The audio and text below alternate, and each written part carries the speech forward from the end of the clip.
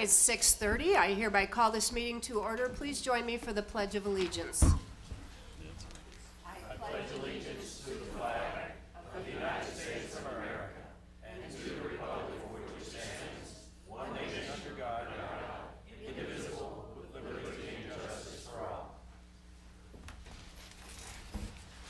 We will observe a moment of silence.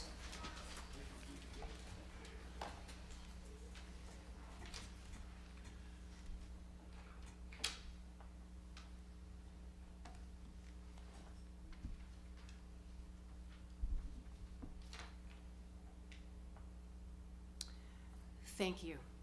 Tonight we have a very special recognition. We have a life-saving award, and I would like to call to the podium Fire Chief Murphy.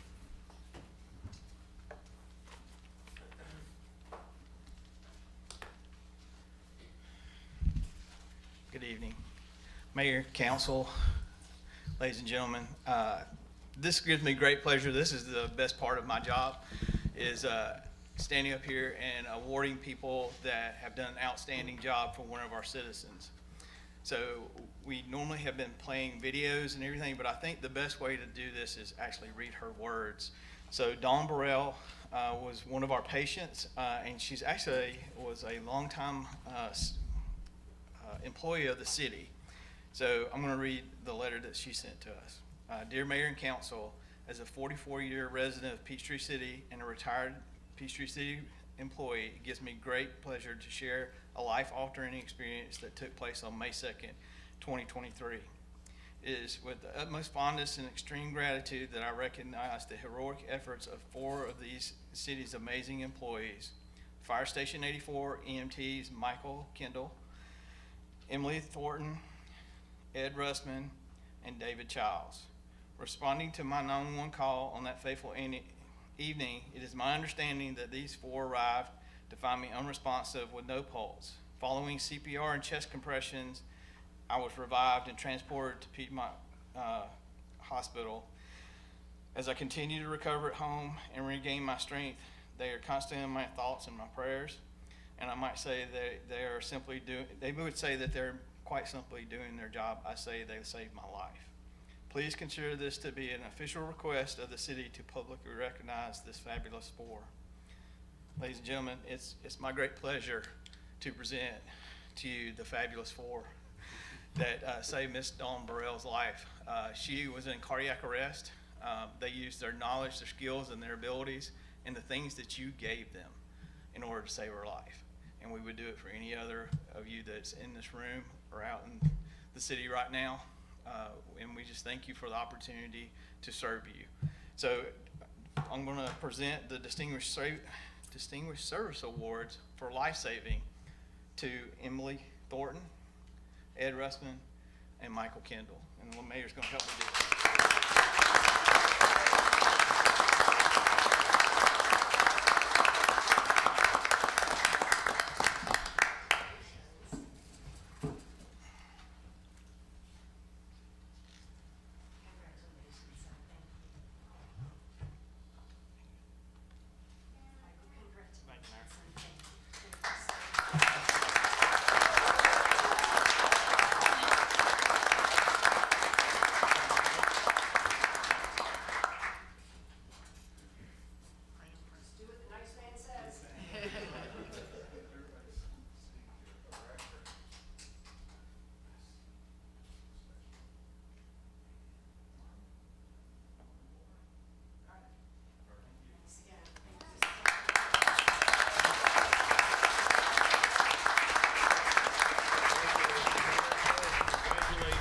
Congratulations, Ed. Congratulations, Michael. Congratulations.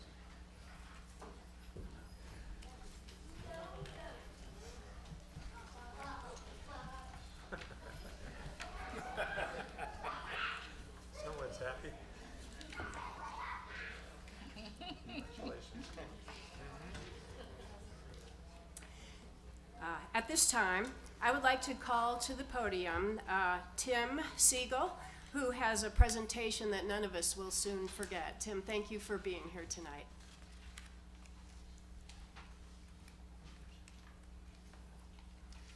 We have pictures to show on the screen?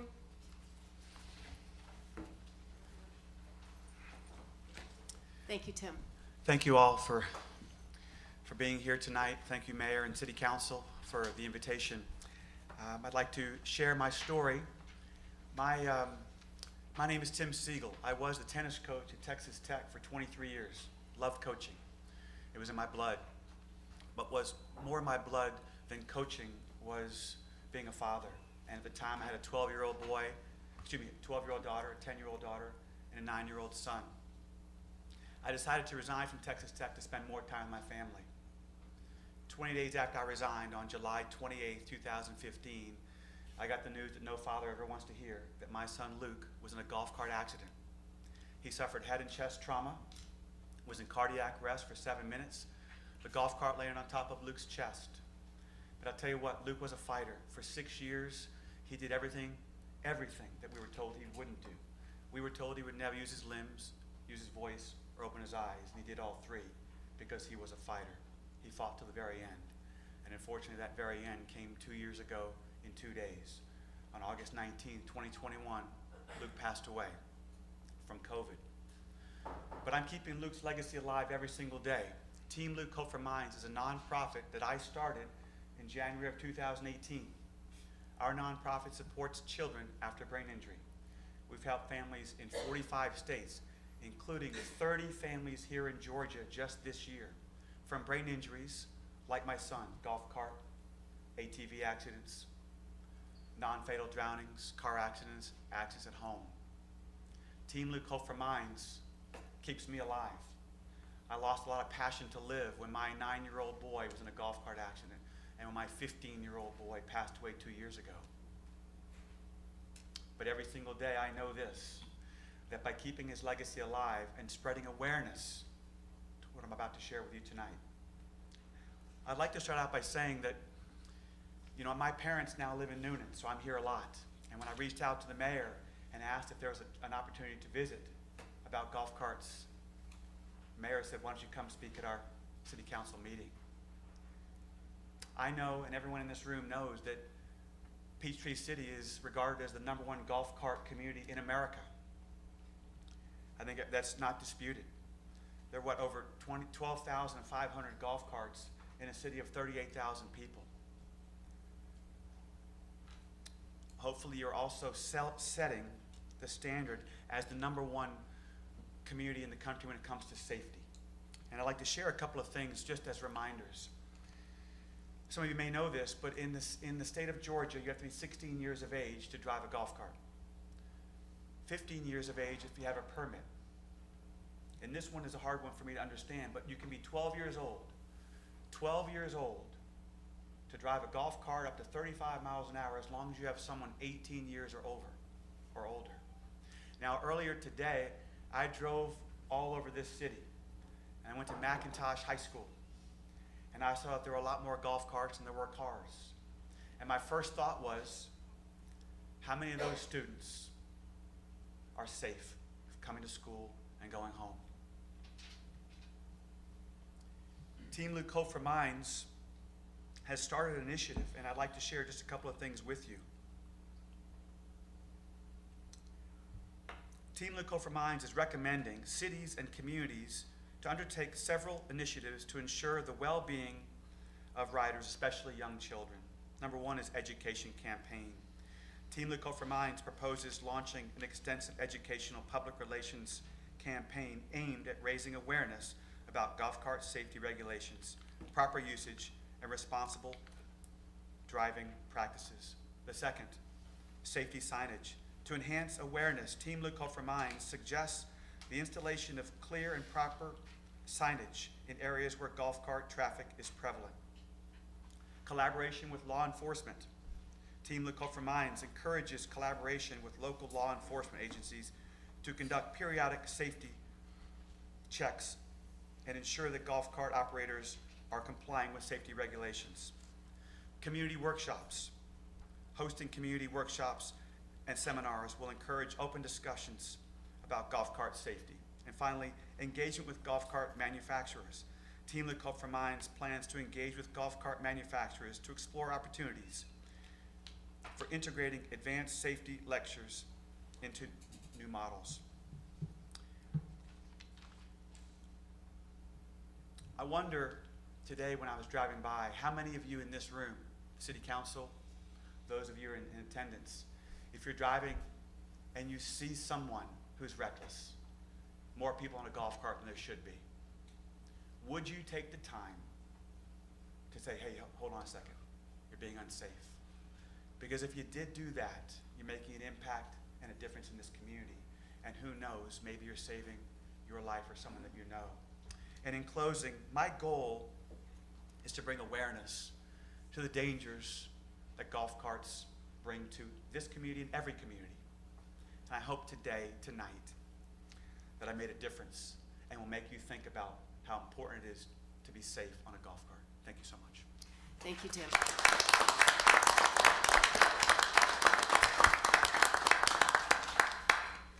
We all have a book up here, Fight Like Luke by Tim Siegel. And I will say that the YouTube videos of Luke Siegel are both heartbreaking and inspiring. So thank you, Tim, for joining us, coming in all the way from Texas today so he could be here. Please join me once again in thanking Tim Siegel for coming.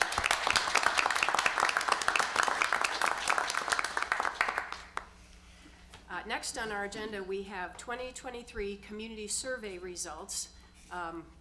Take it away, Mr. Curnow. Yes, thank you. I'd like to introduce Mr. Lee Feldman, former city manager, former past president of the International City Managers Association, and representative of Zen City. He's going to be on with Rachel, who's going to give us some information on the city survey, and then they'll be around for questions afterwards. So thank you, Lee. Welcome. Thank you, Mr. Manager, Mayor, council members. Thank you for inviting me today to be here in Peachtree City. I have to share with you, as I was coming from the hotel, I had a Lyft driver. His name was Electro Man. He is a 24-year resident of your city. And from the time the door closed at the hotel to the time we were here in the parking lot, he was raving about your city. Just, you know, a great ambassador for your community. And he was talking about how he raised his family here, how happy he was here. He lost his wife about a year ago, but he has no reason to leave, and just a great ambassador and very inspiring you know, for that short ride over here. So today with me is Dr. Rachel Levinstein. She is our Director of Survey Research. I'm going to turn this over to her at this point. She's going to give you a rundown of the survey results, and I'll chime in at different points as we go along. So, Rachel, all yours. All right. Thank you, Lee, and thank you for having us here today. I'm looking forward to presenting your results from April to July of this year. And I'm just going to jump right into this. If there are any questions, please feel free to jump in. As kind of a quick overview, the Zen City Community Survey is a recurring survey that looks at quality of life and satisfaction with community characteristics. I'm going to share my screen because I now realize I was not sharing my screen. Here we go. All right. A bit about the methodology that we used. We recruited 744 respondents using a combination of social media, mobile app advertising, local websites, and survey panels between April and July of this year. The city also collected an additional 1,190 responses using the city's own distribution efforts, including printed surveys, and those were used to supplement the recurring surveys. The way that we incorporated that was with the open text questions. The way that we built our representative sample was by starting with the census estimates to get a sense of what demographic groups are represented in Peachtree City. We identified, for example, how many men, how many women, how many in each age group, and how many by race and ethnicity we should expect in a representative sample. As our responses were coming in, we watched as people identified themselves by in each of these demographic categories. And once we had kind of filled those buckets in our quota sample, we closed the survey. And then we used a process called rake weighting to further adjust the data so that no demographic group was overrepresented or underrepresented in the data. All right. So I'm going to start with our metric on overall satisfaction. And this is a combination of different questions that we asked. We asked a series of 3 questions about quality of life, and then we asked a series of questions about community characteristics. I'm going to go into each of these questions in a few slides, but this overall satisfaction metric, to get that, we took the average of the quality of life scores, the average of the community characteristics, we took the average of that, and then assigned it a positive, neutral, or a negative score. So what we're seeing in Peachtree City is... I'm sorry. If you can just speak a little bit slower. Sure, I'm sorry. What we found in Peachtree City is that 92% of residents were satisfied with life in Peachtree City. And I want to pause here and just emphasize that I've never seen scores this high before in any of the clients that we've served. This is an exceptionally satisfied population you have. 0% were dissatisfied. And I'm sorry, Rachel, I think when you spoke a little bit faster, there was some confusion on why the number was 744. Could you go back to explain the buckets? Yeah, absolutely. So the way that we collect our data is using what's called quota sampling. We start with targets. We know that there's a certain percentage of men, a certain percentage of women in Peachtree City, a certain percentage of people from age 18 to 34, 35 to 54, and 55 and over. And we also have similar targets for race and ethnicity.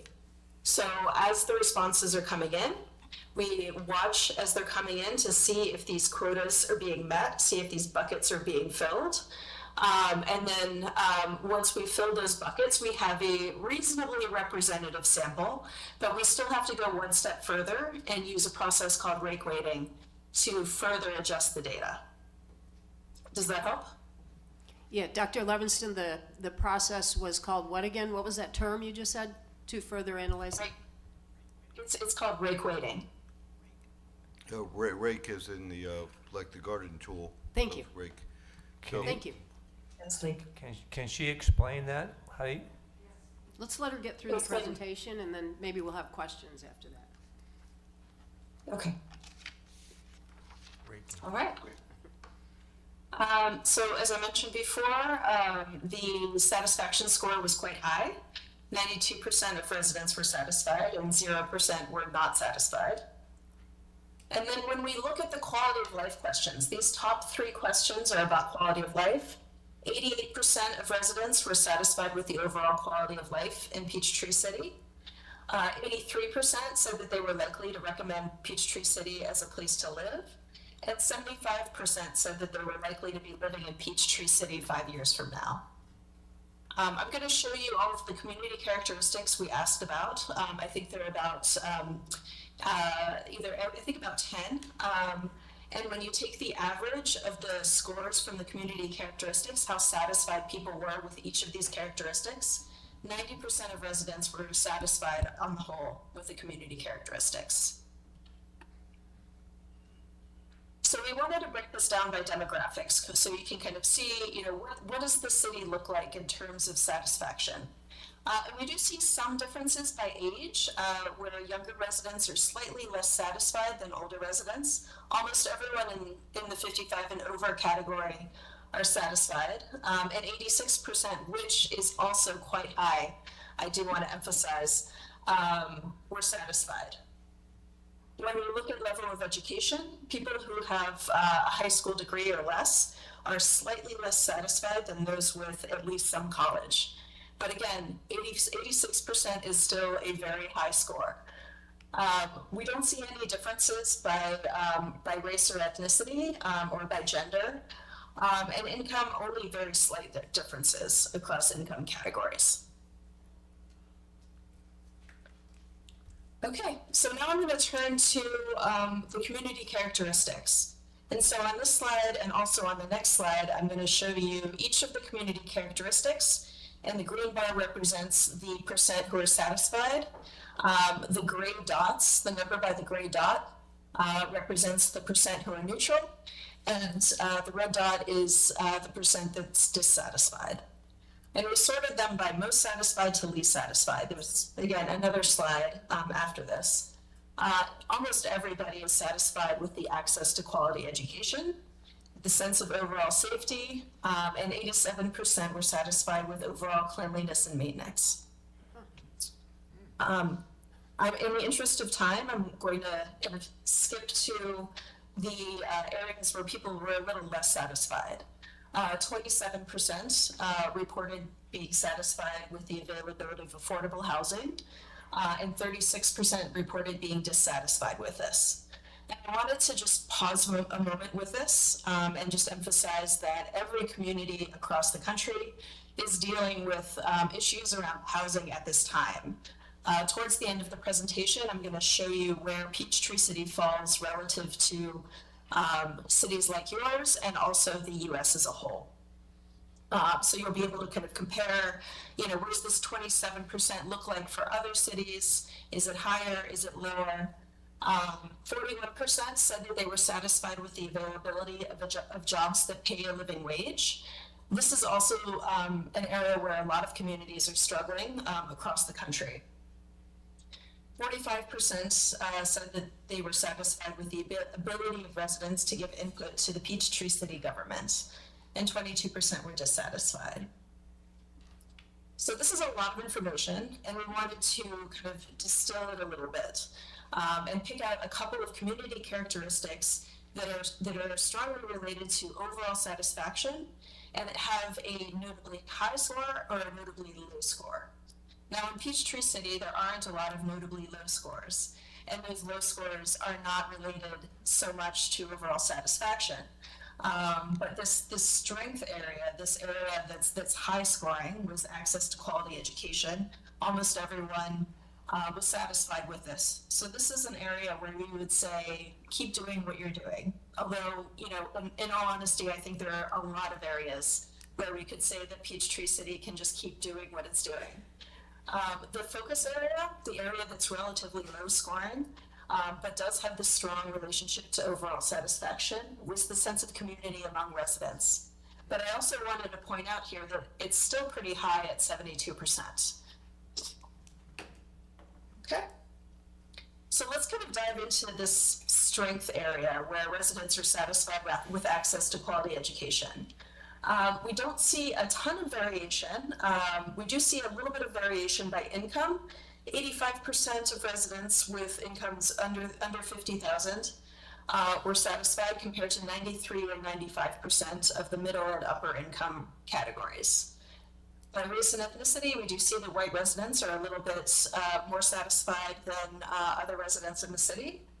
And we don't see any difference in satisfaction here for households that do or do not have children under the age of 18 in the household. Okay.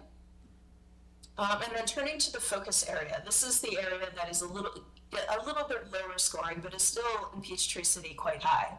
72% of residents are satisfied with a sense of community among residents. And we don't see any differences by age group. We see that white residents are slightly more satisfied than Black or Latino residents, and homeowners are slightly less satisfied than those who are renting. Okay, I'm gonna talk about what this kind of means and just sort of put this into some context here. So we conducted a national benchmark survey to try to gauge how is the US feeling about these same community characteristics. And we also wanted to identify cities that are similar to yours on some objective metrics. And create scores for each. So we wanted to compare you to the US, but also to cities like yours. So we conducted a survey of over 6,000 US residents across over 1,000 communities.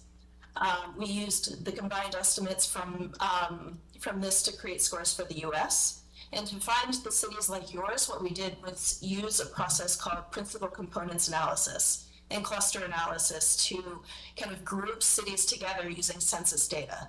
So thinking about population density, median income, population size, demographics. So we kind of automatically created these buckets, these cohorts of cities. And then we created a score that was the average from those cities. And these are some of the communities that are represented in your cohort. So we're not going to be comparing to individual cities, we're comparing to all of the cities in your cohort. So the other cities are Tucker, Georgia, Estero, Florida, McDonough, Georgia, Lutz, Florida, and Hilton Head Island in South Carolina. And you can see it's not ever going to be a perfect match. Population density varies, total population varies, Lutz is quite small. Median income is much higher than in some of the other communities here. But overall, the cities in this cohort kind of mesh together. So I'm going to turn this over to Lee to kind of talk through the benchmark results and put them into some context. Thank you, Rachel. So I get to deliver the really good news, okay? And that is that Peachtree City excels compared to the national sample and the cohort sample in almost every category. Here, where we look at overall resident satisfaction, the three characteristics, you can see with that blue dot that Peachtree City is not even close. Okay, there's nobody close to Peachtree City in these areas, which is really good, which explains why you had the high satisfaction levels in the beginning when we talked about that 0% that said that they were not satisfied. So again, we haven't seen scores like this. Rachel, if we go to the next page, this is where we get into the specific specific characteristics. And again, you can see that in almost every category, you are leading the way on there, including like in public transportation. So I sort of debated that. What do we mean by public transportation? There's clearly not a mass transit system here, but your public transportation system is your golf cart paths, okay, something that you're known for. And your residents here, really give that as a really high attribute as a way to get around, because that's what transportation systems are all about, making it easy for people to get around.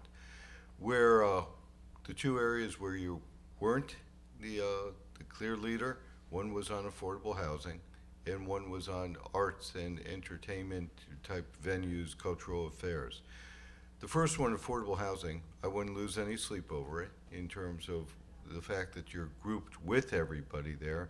And matter of fact, I'd tell you that means what you're doing in terms of housing, you should probably continue. Right? We know housing is a big issue nationwide. Affordability is defined differently for every community. It's factors in terms of housing prices versus income versus insurance and mortgage insurance and rates and all those different factors that go into it. Here we see that you're with everybody else. And so, you're not lagging behind as we see a lot of cities that we do work with. So, so you should take some good solace there. The second is on the arts and cultural activities. I don't know what level of arts and cultural activities you have here, but this may be one of the areas that you want to focus on. If you have enough, maybe it's the messaging. Maybe it's making sure that they're tied with the community needs and wants. So that would be an area that, as manager, I would go back and look at based upon these survey results. Then we get to our next slide, which is, Rachel, the free text responses. And this is where we put together a word cloud based upon all the open-ended questions that we got. And again, golf carts and paths, number one that people are talking about. And the negative, as we're experiencing in any urban, suburban interfaced area, is traffic, intersections. Apparently, restaurants are a little bit of a concern, but something that may be outside of the control of the city. So this gives us a way of getting all that data inputted in graphic. And now I'll turn it back to Rachel for the balance. All right, thank you, Lee. We also added a couple of questions to the end, and we wanted to show you the overall distribution of responses there. So the first question is about city accountability. So we asked residents to rate whether, to what extent Peachtree city government operates in a way that is open and accountable to the public. And we see that about 44% of residents agree with this. And there's some variation by demographics. So younger residents are a little bit more likely to endorse this than older residents. We see that middle-income residents are slightly less likely to support this, but it's not a very large difference. We see that women are a little bit more likely to endorse it than men. We also asked if the Peachtree city government listens to residents and is responsive to their concerns. 39% of residents agreed with that, and we did see some slight patterns here. It was a little bit lower in the middle income category, and a little bit higher among Hispanic and Latino residents. And we did see some slight differences by gender, but these are not terribly large differences.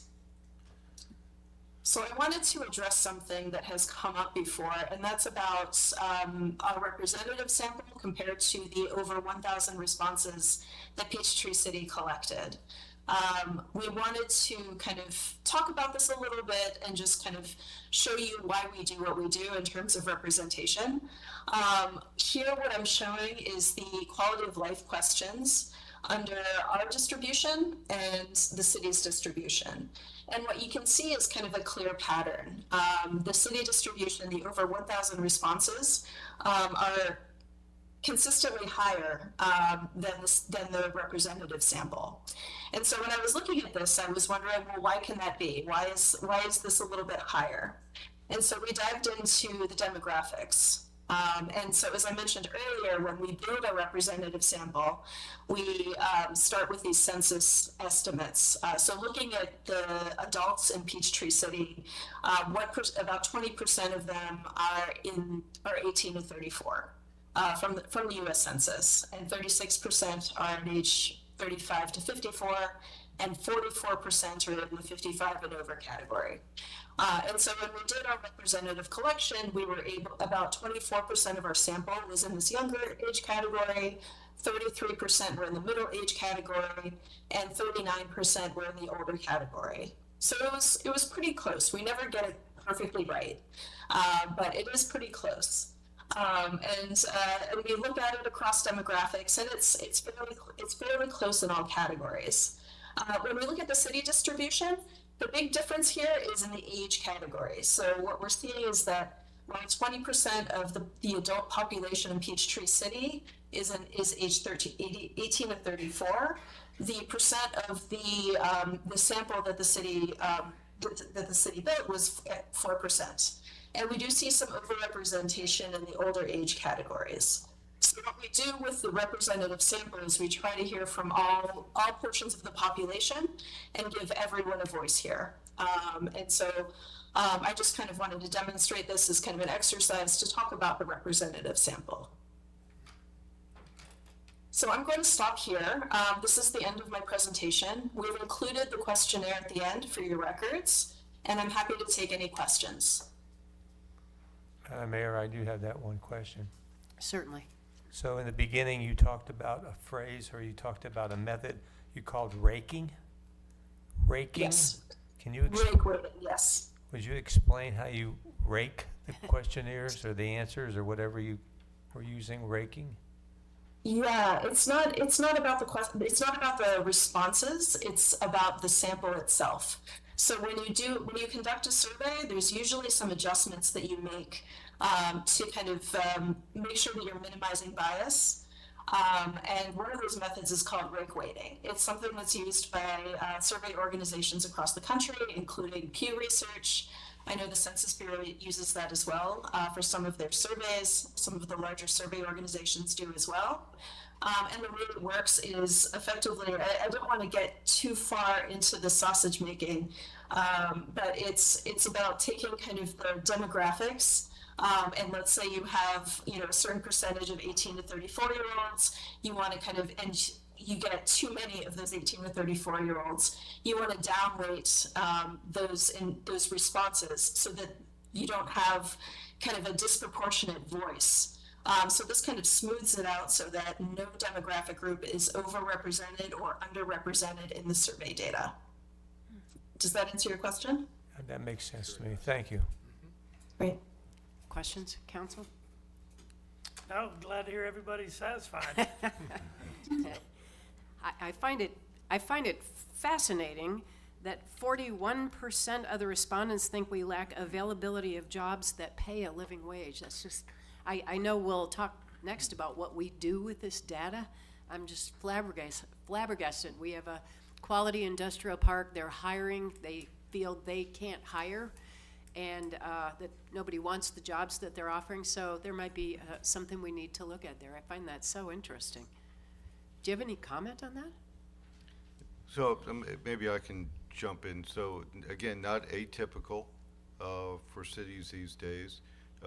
We're economically, we're in a very tight labor market. There are clearly more jobs that are out there than people are willing to take. I think part of that, resonates from what they call the Great Resignation.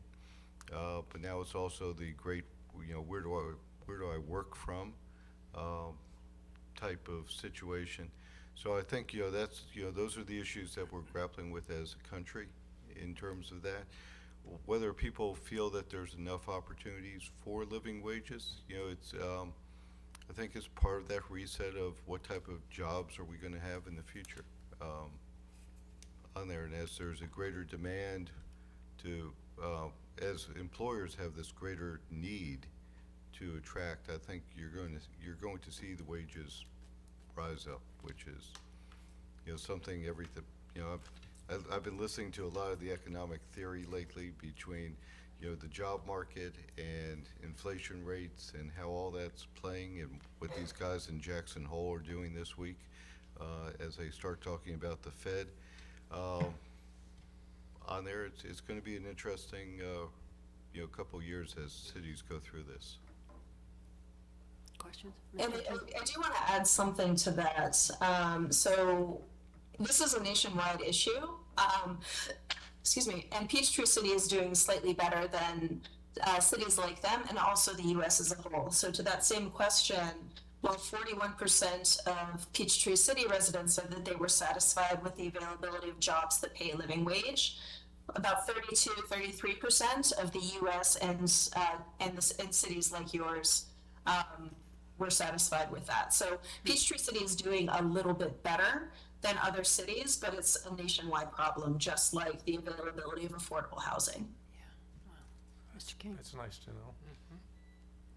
The only comment I guess I should make here is seeing the ranking of where we as a community thought we were as compared to like cities. And we're ahead with the exception of two areas, both of which we have very little that we can do anything about, but we're trying. And that's the bottom line. You just basically told me what I knew. Thank you. Yeah, Council Member, I think that's an important statement too. The use of surveys is not necessarily to find out new things, but also to validate some of your initial thoughts. So I always tell people, I did surveys in order to know what I know and potentially learn what I don't know. All right. Any last comments? Yeah, I do have one comment, Lee and Dr. Rachel. The number that you chose up there, about 750 respondents to the Zen City portion, and then let the city do a little under, I guess, a little under 1,200. Was there a reason why you let it go only at about 750 respondents, and then making it, you know, when you add them all up, you're less than 2,000 respondents in a city that's got a little under 40,000 people living here? Can you comment on why you chose those particular numbers to end up with that gives you all this wonderful results? So Yeah. I'll take a stab as the layperson, and then Rachel will chime in with the more technical. But I go back to when I was in college and taking my first statistics course, and it was pointed out that the Nielsen ratings, which you measured what we watched on TV, for those of you who remember TV, on there, the nationwide survey was based upon 1,600 households for the entire U.S. There gets to be a point where you've achieved your the demographics of your sample size, but the chance of having any new response or deviation from the responses that you get just becomes minimal out there. And so when we look at this and create the sample size that's created, we do that. In this particular case, this city chose to also self-distribute the link, something that, you know, maybe you don't need to do in the future in that regard. But to do that in order to determine whether, you know, our methodology would be consistent with the methodology of just distributing it. And as you saw in that one chart where there was a deviation was on age. Self-distribution had more people in the 55 and over and not enough in the 18 to 34 category. So our recommendation moving forward is to keep the sample size at where it is and to use our methodology for the distribution. Okay. Anything else? Did Rachel, Dr. Levinson, did you want to comment on that? No, I actually think that Lee's comment was spot on. We want to respect people's time. We want to collect enough information that we have a reliable estimate, but not so much that we're, harassing a lot of people for more data when it's ultimately more useful to just kind of wait until the next cycle. Okay, thank you. Thank you. And I would tell you that I took that survey and I thought it was just long enough to get the data that you wanted, and wasn't too long that it bored me. So I think it was a good survey. All right. Bob, you want to wrap this up? I do. I just want to, again, thank you, Dr. Levinson and Mr. Feldman, for being here this evening and presenting this information. The checks and balances, I will say that it is very important. It was a metric for us to look at what our sample size was from the distribution versus what we got through the organic process that went through the Zen City platform. And it was interesting to see some of the divergence there of that information. I do want to follow up with one brief question and get Mr. Feldman's opinion. Again, Mr. Feldman is very well known in the industry and city managers. We all look up to him for his experience and the opportunities that he has had in front of him. We mentioned, Mayor, about going forward. What do we do looking at going forward as far as additional digging in? And I'd like to get some information from Mr. Feldman on where his recommendations might be on the next iteration surveys or a little bit further down that road. Sure. Thank you, Mr. Manager. So, yeah, I've been doing this now for 36 years in the trenches, and the whole idea of doing surveys has really evolved during that time. I've always used surveys in order to help establish the benchmarks for internal use to help build the strategic plans and the annual action plans and the budget moving forward. It's really good data. It tells you what you're doing well, and it tells you what you need to improve on. And just because you're the leaders in most every category doesn't mean that you should stop. It may mean that you even want to become larger leaders in those categories. So I've always used the survey information annually or biannually in order to gauge whether we're moving the needle, whether we're tackling, whether we've set the right priorities, and whether we're making movement on those. Some issues will take years to move the needle on. Some you can move a little bit more rapidly.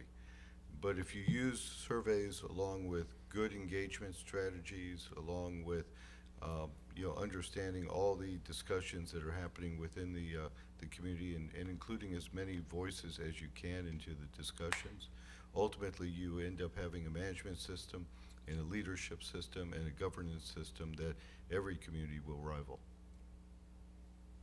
Thank you for that, Mr. Feldman. Thanks. Thank you very much. Thank you. Thank you for coming. Okay, thank you.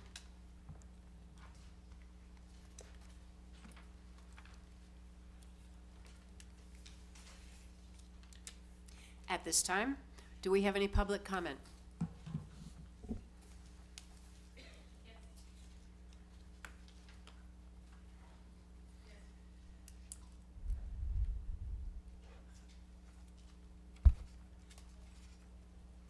Working on that microphone. Test, test. There we go. Okay, at this time, we have 3 individuals signed up to speak. The first person signed up is Mr. Cal Beverly. Mayor, council, I don't often get up to this microphone. I, by the way, Cloister Drive, Peachtree City. I discovered today that we seem to have a new village center, and I wanted to ask you if you knew about it. Because it is listed in the information you have for annexation tonight. So we'll talk about the I'm sorry, Mr. Beverly, we're having some microphone issues tonight. Thank you. Now, okay, Much better. yeah. If you can just repeat from the beginning so we could have it on record. Okay, is my time still going? No, Okay. we're going to restart it for you. Okay, I wanted to ask you about the number of villages we have. I discovered today from the information in the packet that you have that we have another village center named. And I was unaware that there was another village center. According to the city, there are 6 villages. This was from the SPLOST presentation in project number 32 for the new village signage. So you're planning to get village signage for 6 villages, but then I saw this 7th. It's Lexington Center Village.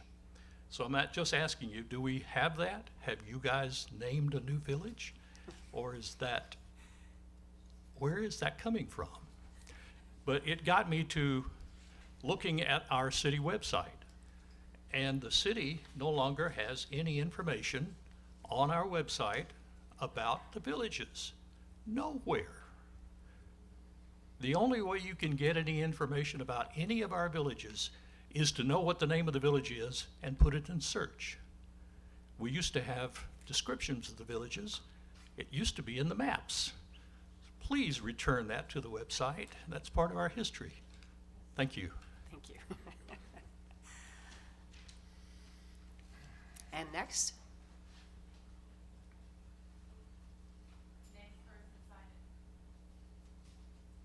Next person signed up to speak is Mr. John Riley. Thank you, Jeff. Ms. Mayor, Council, my name is John Riley. I live at 109 Heritage Way in the Retreat subdivision next to the Braylon Rec Center. I'm here tonight to raise awareness and to ask for some help. A year and a half ago, my Peachtree City way of life, and quite likely my property value, were affected by the conversion of the 2 tennis courts in the park to 6 pickleball courts. While I'm sure that conversion intent was good, the impact to me and my neighbors in 3 subdivisions has not been. I like to enjoy the newspaper and a morning cup of coffee, an early evening beverage, or possibly dinner on my deck in the relative quiet of my neighborhood.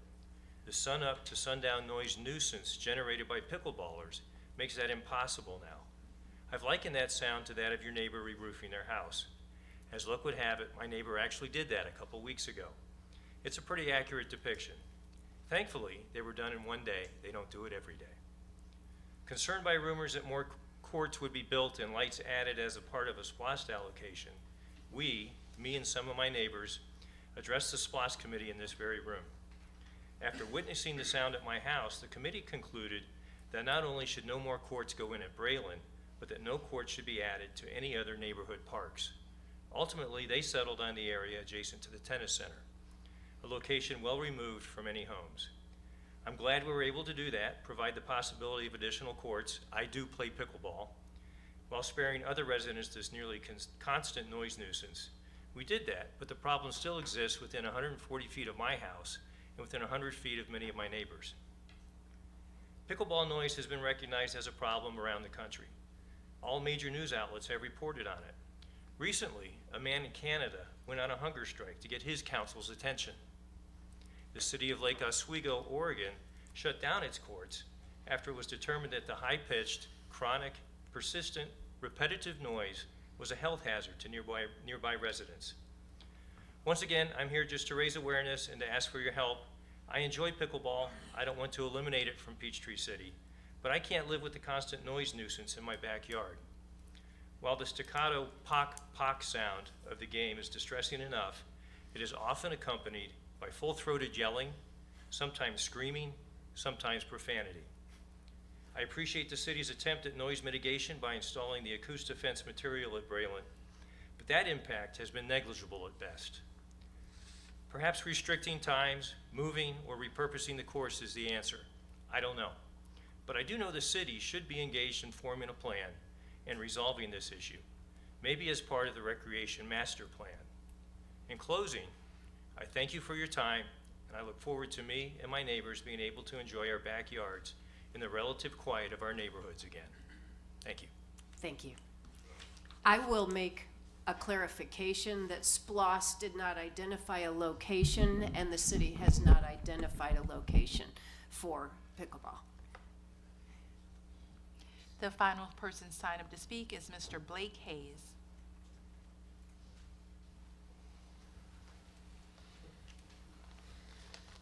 Good evening. My name is Blake Hayes. I live at 621 Double Trace Lane here in Peachtree City. I know a lot of the comments that you get are probably negative things as people come up here to get for help, and there's nothing wrong with that. And I've been up here before with things that I've asked for help before, but I wanted to come tonight and actually bring something that I hope will be positive. There's a new Georgia law tax credit. It's an income tax credit that went into effect starting this year. And I'm hoping it's something that we can bring awareness to, either just personally, me up here saying it so people will hear it, or maybe even the city can, post something about it or something of that nature. This tax credit supports qualified foster child donation credit. So this is for foster organizations within the state of Georgia. The state of Georgia has set aside $20 million that it will match 1-to-1 with you as a person making a donation. So in effect, it is free to you as a taxpayer. You give $1, you get $1 off your state income taxes when you file them. Obviously, I realize there is a delay to the taxpayer because you're making the donation now in 2023 and you don't file your taxes until 2024. So yes, you take some money and you don't get it back for a couple of months. I know that that's not necessarily easy, but if it's something that was in your budget anyway to give money to, this is definitely something I would look into to consider. There's a cap of $20 million. The Department of Revenue so far has allocated $790,000 of the $20 million cap as of July 31st. There's $19.2 million left. So there's plenty of it out there if people are interested in it. The process is not too complicated. I've done it. My wife made a $5,000 donation. And up until June 30th, that is the cap for a married couple, is $5,000, $2,500 if you're filing single. After June 30th, you can go back and ask for more up to whatever your tax bill is. You go online to the Georgia Tax Credit Center, you request pre-approval, you fill in some personal tax information with the Department of Revenue, you get a letter in the mail. It took mine about a week. And then from the time that you get that letter, you have 60 days to make your donation to the qualified organization. If you happen to take if you donate more than what your tax bill actually is, the credit carries forward up to 5 years. So you can use it in a future year if you give too much this year. You can apply multiple times. So, if the $5,000 is too much out of pocket at once, you can make 12 $500 donations. Well, actually that'd be more than $5,000. Math is hard. But you can apply multiple times, and each time you would get a letter good for 60 days from the date of that letter. There are 20 qualified foster child support organizations within the state. The Department of Revenue has this information online, including one in Fayetteville, Blumar Youth Incorporated. Thank you for your time. I hope that this is at least something that people will consider doing. Wow, thank you. Yeah, Thanks very thanks. much. Amazing. Agenda changes, council? Nothing? Minutes, August 1st, 2023 workshop minutes, August 3rd, 2023 regular meeting minutes, August 10th, 2023 special called meeting minutes. Madam Mayor, I'd move that we approve the August 1st, 2023 workshop minutes, the August 3rd, 2023 regular meeting minutes, the August 10th, 2023 special call meeting minutes, and I will abstain from the August 3rd meeting. Let's get August 1st. Why don't you withdraw the motion? Then I'll withdraw the motion and we'll do it separately. How about that? About August 1st and August 10th. Did I Right. have everybody, did I have everyone, August 1st and August 10th? Yes. Go ahead. Then I would move that we approve the August 1st, 23 workshop minutes and the August 10th, 2023 special call meeting minutes. I'll second that. I have a motion and a second. All in favor say aye. Aye. All opposed? Motion carries. Can I get a motion on August 3rd? Yes, Madam Mayor, I'd like to make a motion that we accept the minutes from August the 3rd, 2023 regular meeting minutes. I'll second it. I have a motion and a second. All in favor say aye. Aye. All I opposed? abstain. Motion carries 4-0 with one abstention. Consent agenda, fourth, that I have to read into the record. Policy 8. Did you get to 10? Yes, we did. That was in the first motion. Yeah, thanks for asking. And that was unanimous. Consent agenda, 4 items to read into the record. A, Policy 806, naming of facilities, parks, and other areas. B, fiscal year 23, budget amendment, vehicle repair and maintenance. C, fiscal year 23, budget amendment, sponsorship funds for back-to-school bash. D, fiscal year 23, budget amendment, donations, Purple Heart ceremony, breakfast. Can I get a motion? Madam Mayor, I'll make a motion that we accept the consent agenda, policy 8-06, naming of facilities, parks, How and about other. A, B, C, and D, Mr. DiStadio? I like that even better. Thank you. The consent agenda as read, A, B, C, and D. I'll second it. I have a motion and a second. All in favor say aye. Aye. All opposed? Motion carries. Thank you. Public hearings, 2023 maintenance and operation millage rate. Paul Salvatore. Good evening, Mayor and Council. It's the third of 3 public hearings. We're going to read the protocol first. Okay, the protocol is for non-zoning matters. When the public hearing is opened, members of the council will become hearers. No action on their part is in order until the mayor declares the hearing complete. First, city staff will present the item. Then, the mayor will then allow up to 10 minutes for members of the public to comment. No individual member of the public will be given more than 5 minutes to speak. Time limits may only be extended by a majority vote of council. Prior to closing the public hearing, city staff and the public will be given the opportunity to ask questions. When the mayor is assured that input is complete, the public hearing shall be ended, and the council may then debate the issue and render a decision. All speakers from the public are asked to follow these rules. 1, please wait to be recognized by the mayor. 2, come to the microphone and state your name and neighborhood prior to making remarks. 3, keep individual remarks under 5 minutes, and please do not repeat others' comments. And 4, address all comments to the mayor. Thank you. Thank you. Yes, we have a brief presentation. As I said, this is the third out of 3 public hearings on the millage rate. At the conclusion, we can then take action, as Jasmine mentioned, to adopt the millage rate. There are a couple of forms in the packet I'm sure she'll get with you about afterwards for the mayor to sign to certify the millage rate. Starting out, we have just a discussion on the millage rate. It's 2 components, maintenance operation and bond. The bond millage rate has been 0 for the past few years since we paid off all our GO bond debt. And so we're focusing now on the maintenance and operation millage rate. And together for the 2 of those, we call the total millage rate or total city millage rate. And the proposal since the FY 2024 budget that we adopted was based on the existing millage rate. That is a recommendation for it to remain at the current 6.043 mils. This here shows a history of what's happened with the millage rate over the past decade or so. We can see at the height of the recession, when it was at a peak, that we had lowered the millage rate progressively over the past 10 years or so. Not only since the recession, but then since we passed the 2017 SPLOST, it's gone down over another half a mil. Altogether, we have a reduction of about 1.135 mils over that time period. Quantify that, it translates to currently about $4.1 million less taxes levied by the city as a result of those reductions and rollbacks over that time period. Looking at a $500,000 home, that's saving now about $230 a year.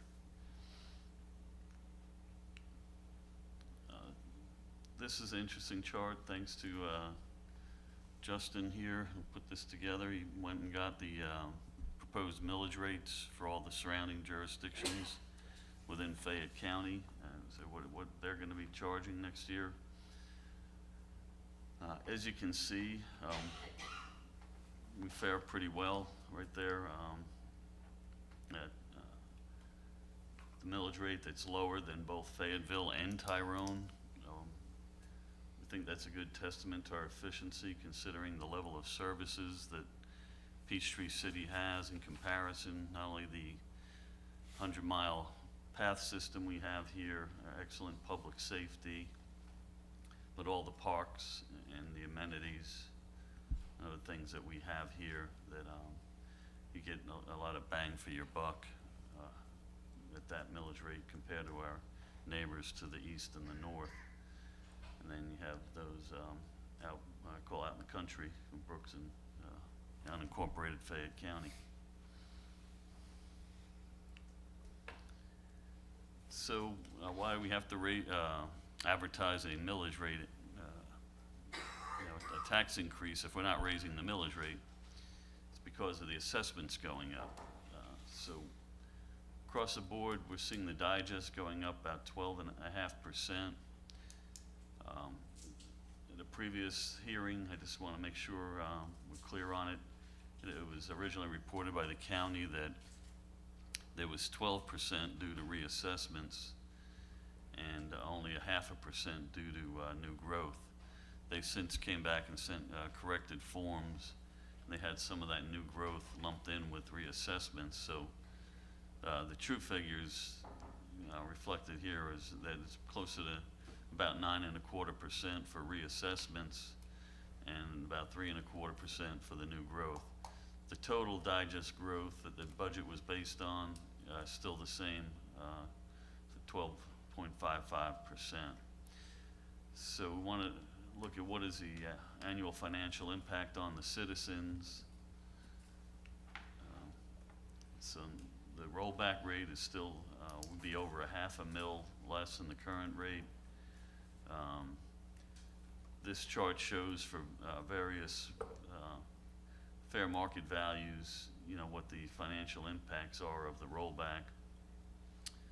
When it now changed to 9.25 from 12, these impacts are a little less, so it would, not be as big as an impact as we showed before, about $100 for a $500 home, and so on. But the impact for the city would still be, over $2 million a year, since our budget was based on the current millage rate. So that concludes staff's presentation. Hold the public hearing, and then again, just to reiterate, and it's up there a little fuzzy to read, but the recommendation again to maintain the current maintenance and operation millage rate at 6.043 mils. All right, thank you. I hereby open the public hearing. Can I see a show of hands of people who would like to speak? 1, 2. All right, go ahead and let's start. Take the microphone. I saw 2 hands go up.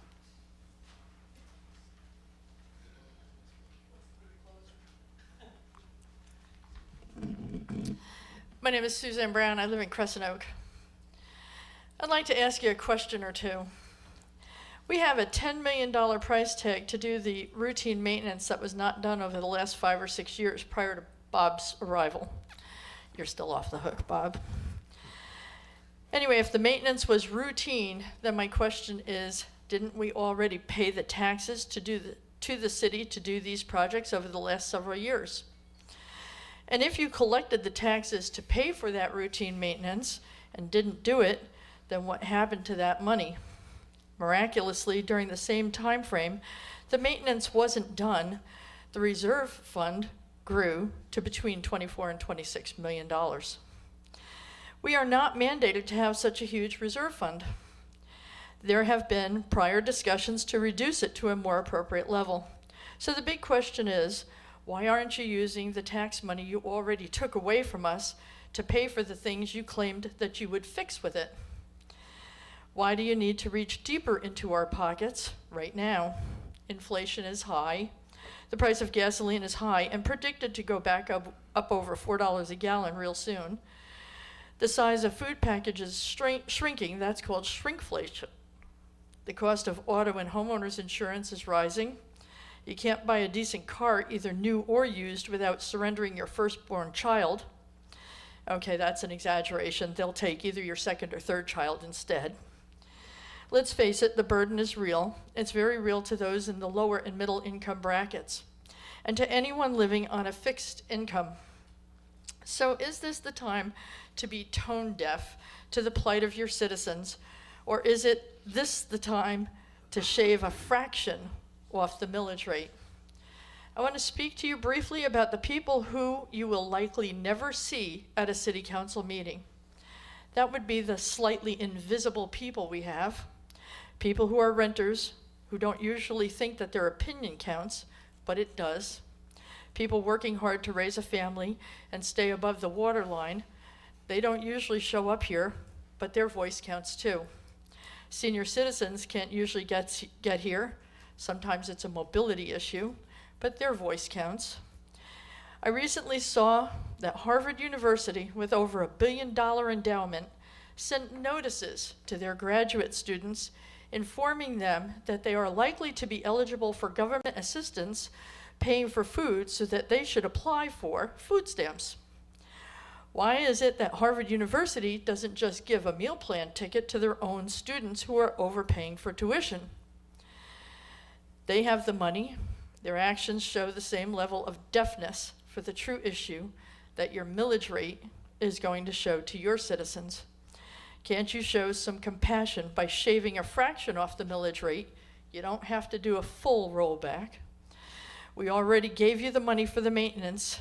Your preference to keep it in the reserve fund makes you no better than the overpaid administrators at Harvard. Do the right thing and reduce the millage rate. Thank you. And next, please.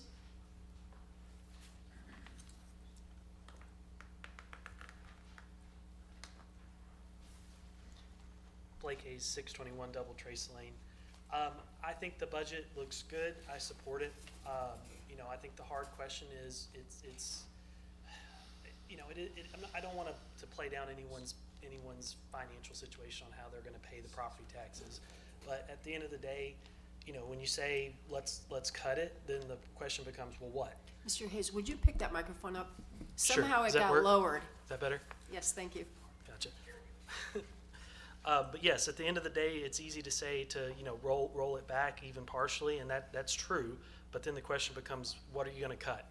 And I think that's where you should come and say, identify the specifics of what you would cut if you're going to roll it back. And I know that we've had some suggestions for the reserve fund.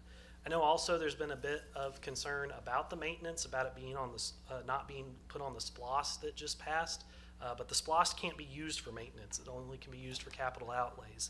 There's 3 exceptions to that: retiring previous debt, roads, and other transportation projects like golf cart paths, and repairs if there was a natural disaster and that can't exceed 15%. So to the extent that that criticism comes of why didn't we just put the repairs on the SPLOST, well, that's the answer. We have to follow the law, and we can't put maintenance on SPLOST. It seems like most of the property tax increase is due to the, or all of it, because the millage rate is staying the same, is due to property values increasing. That's generally desirable. I'm happy that my property value is going up. I hope it keeps going up so I can get rid of the PMI as a first-time homeowner. That's $150 a month that's thrown down the drain, basically. So with that, that's what I have to say. Thank you. Thank you. Any more who wish to speak? Seeing none, I hereby close the public hearing. Council? Comments? My only comment is we've had a lot of these public hearings. We've gone through this thing about 4 different times. I think Bob and the staff has done a great job putting this thing together. And while we've argued about it a number of different times, I think what people seem to forget is that any rollback rolls back each year. And as Paul, as Paul has said several times, each one builds upon this the next year. So any savings just continues to build up, and not just the savings, but the cost to the city. So we save money this year, but it's going to cost us next year and every year after this. So I'm in favor of what we've done so far. Thank you. Mr. King, you want to make a comment? The comment I would make is that when you take a look at the millage rate for the cities of Fayetteville and Tyrone, and ours is actually less. We have a fire department. Fayetteville has a half of one, and Tyrone doesn't. We have 100 miles of golf cart paths. They don't. And when I guess what kind of got to me a little bit earlier, we had a comment that made in regard to maintenance that's not done. And I look at the city's assets, and they are somewhere north of $170 billion. And if you're talking about $10 million in back maintenance, you're doing pretty damn good. So, that to me is campaign rhetoric, and that doesn't need to take place in this building. Thank you. Council, anybody else? You want to comment? You go ahead. Yeah, okay, so, my thoughts, this is the 3rd hearing, I'm okay with it. I appreciate Mr. Hayes commenting on how SPLOST can be used. There's a lot of misinformed citizens that don't realize that it cannot be just for those deferred maintenance items that have happened. It's been a lot longer than 5 years. I can remember 10, 12, 15 years ago, my company volunteering our labor to paint some of the buildings because the money just wasn't there. And so this deferred maintenance has been going on a long time. A lot of it caused by the Great Recession, where the council at the time was that you were struggling. Let's face it, the property values had gone down. So even though we're a little bit behind, we're catching up. The city's looking better, and I appreciate that. Concerning the reserves amount of 6 months, about 50%, we debated this years ago, and I think our policy is what, 33% or something like that? Is that right? Approximate. 31. What's that? 31. 31. So we decided when we talked about it, should we raise it more? And we said, no, we did not want to do that, because if we were to raise that reserve amount to 50%, we would have to find the revenue to put it at 50%. And correct me if I'm wrong here, Mr. Salvatore, this is as I remember it. And so we decided that, we'll leave it at 31% with a goal of 50%, so that if it dipped down below that or something, that we could still not lose our bond ratings. Is that correct, Mr. Salvatore? Right, that 31% that we set was a minimum that you didn't want to go below. Once you set new standards and you have a level of reserves that you've been maintaining, the important thing as far as bond ratings is that they don't see, even though if you have a policy that says 31%, but you're at 50, and you suddenly in 1 year drop it from 50 to 30, that would be a red flag and jeopardize you AAA bond rating. So it's a matter of, having cautious and careful use of the reserves, that defensible, where you don't just pummel them down all at once. Thank you. So, I mean, again, we've talked about this, we've looked at it, and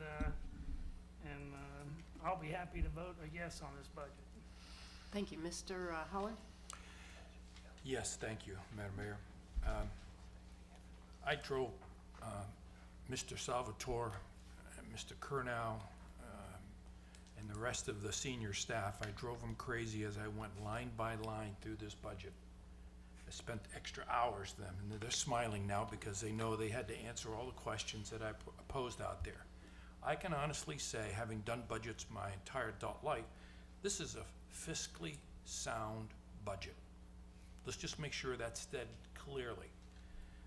There's no frivolous spending in there. I questioned a lot of things, and there's no frivolous spending in the budget. It's just a good budget. It's financially sound. So we protected our citizens. We set aside some money to do things like maintenance that the city manager wants to do, and I'm in full support of that.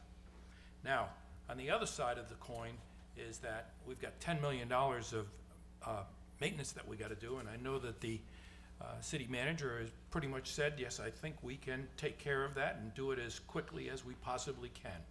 So I'm all in favor of that too.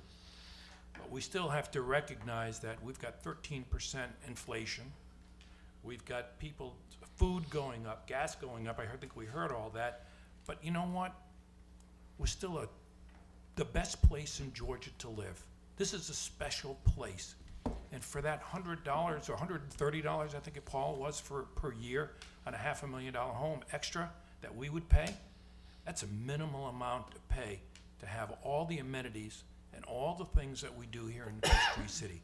So with that being said, you have my support on that. Thank you. As a wrap-up, in March of this year, Moody's awarded their highest AAA credit rating to Peachtree City for a long list of technical reasons. We also have a bond debt, millage rate of 0, no bond debt.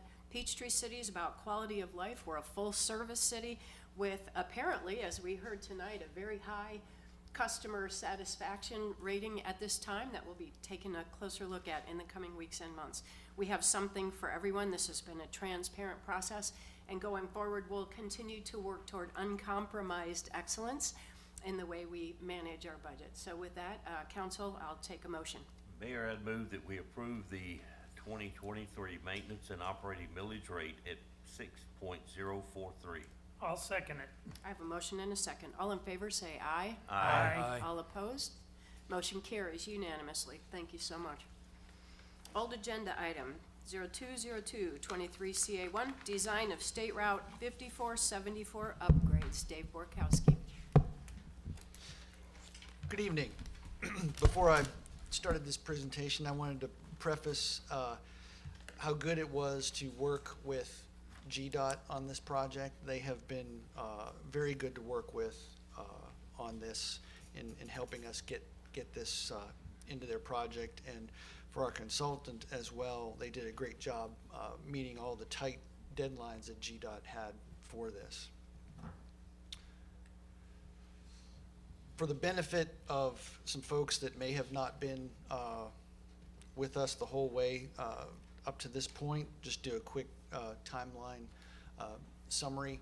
Back at the end of last year in 2022, we brought this to council for approval to move forward with the design of some upgrades to the 5474 intersection when they do their displaced left turn project. We had presented some renderings of what some of the enhancements to the sign structures would look like to make them look better. And Stantec had done some nice renderings to show that, which we'll show in a little bit. The beginning of this year, we had, council had approved some architectural elements for those sign structures. And they had also approved some funds for some additional geotechnical work and rock work, because we all know that projects always go smoothly and nothing ever goes wrong. So today, we're basically at the final design and to present the cost estimate for the actual construction. The design's complete, it's been submitted to GDOT. The cost estimate has been approved by GDOT. And basically, the cost estimates for the enhancements is a little over $900,000 and 37 cents, don't forget that. The previous estimate that we had presented to y'all was around 1.7 million, so this shows the benefit of actually doing a cost estimate based on real engineering drawings and whatnot. So I'll show the fancy pictures at this point. This is the rendering that council had approved back at the beginning of this year. We're showing a curved shaped truss to hold the signs and some nice concrete columns to support the signs.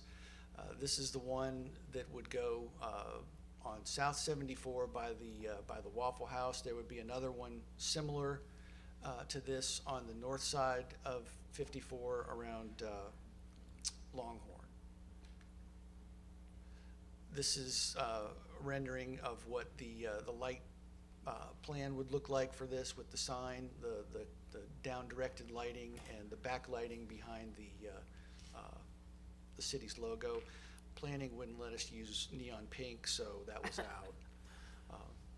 And then this is what the columns would look like during the day, with the stone along the bottom, and then the columns themselves would be stamped concrete, and then a pyramid top cap. And then this is just an example of what the standard GDOT sign would structure would look like if we decided not to move forward with the project. Just the standard galvanized metal truss sign. So just in summary, if council wanted to move forward with this project, I did a recommendation statement there that basically authorized the mayor to sign a contract with GDOT for the amount of $935,000, $261.37, for the construction of the enhancements, pending legal review of the contract, and then in addition, allocate a total budget of $1.2 million just to cover any contingencies, because we all know nothing ever happens. So are there any questions on this? We have Keith from Stantec here if there's any specific project questions. Thanks very much. You want to start on this end? I think we beat this horse up dead twice now. Council, any last comments? I don't have any. Thanks for working hard to get that budgeted amount down. Appreciate that. I'd just like to say that I expected to see a lot more people being concerned about this, spending money. And I was actually quite surprised that I've gotten many emails. I mean, 10, 15 emails saying Peachtree City is a unique city. We've got so many beautiful things in Peachtree City. We got to go ahead and put up some really nice signs. I mean, I don't think I've seen one email that was against this. So I think it's a good. That's because Kim got all of her friends to send the emails. Very good. Amen, Phil. So I think it's a I good. resemble that remark. But I was surprised. People are really looking forward to it.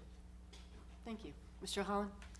Yes, I can concur with Councilman DiStadio and the rest of the council here that I've also got all of those emails, 20, 30 of them, 40 of them, maybe more, saying, do it, do it, do it, put this new You must thing in. have more friends than I do. Yes, I know. Well, I got copied on them. They weren't That's directly to city me. email. Yeah.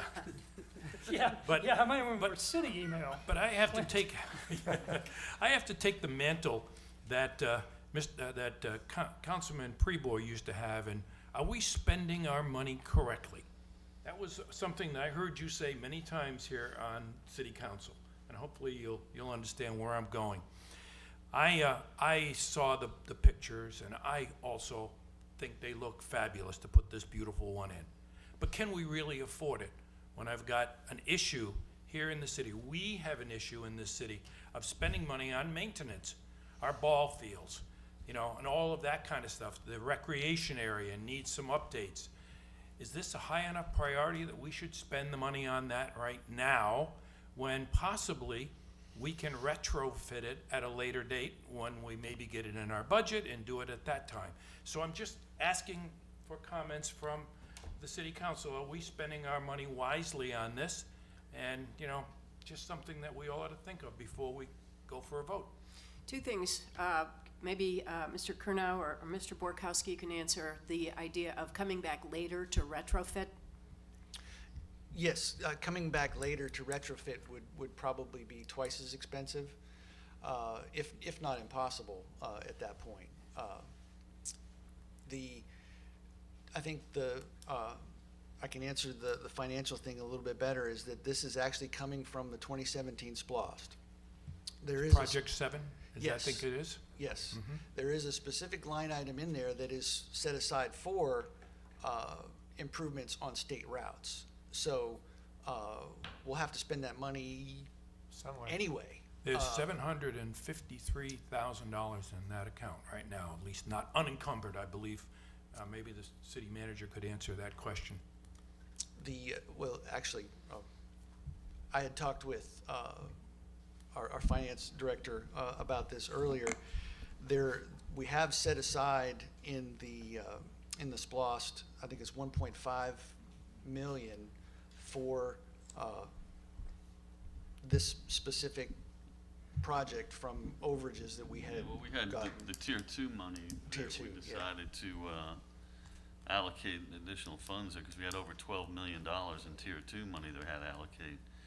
And so when we moved, what was it, 1.5 to that project, right now we have a total of $2,189,000 available. So if you appropriate the 1.2 million, still have roughly about $1 million left in that account. And then I think that some of it we had looked at for doing Huddleston and 54, the dual turn lanes that we were working on. Yeah, I was gonna say, coming down the pipeline in this same SPOS line will be the Huddleston intersection improvement Good. on 54. I didn't realize that that was money moved from the Tier And 2 you to really- the Tier 1. Councilman, you really can't use this money for anything else but what's in the SPLOST program. Correct, I understand that. All right. Can I get a motion? Madam Mayor, I'd like to make a motion that we have, get my number here, for all agenda item. Mr. DeStadio will put it back up on the screen, Yeah, and you you just- can read the script. You want me to read the whole thing? Please. I'd like to make a motion that we authorize the mayor to sign a contract with Georgia Department of Transportation in the amount of $935,261.37 for the construction and enhancements at State Route 54 and 74 intersection, pending legal review of the contract. Go on.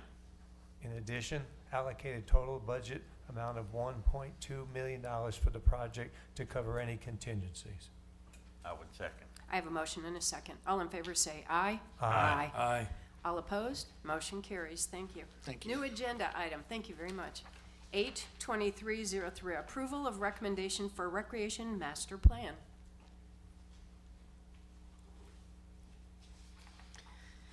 Good evening. The Recreation Department has started the process of creating a new recreation master plan. We put out an RFP in June and we got 7 proposals back. We had staff along with the Recreation Department. We scored and reviewed the proposals and are recommending that council approve CPL as the contractor for the Recreation Master Plan. Tonight from CPL, we have Cindy Bonacci and she is going to be the project manager, and she is here to go over the proposal with you. Welcome, thank you.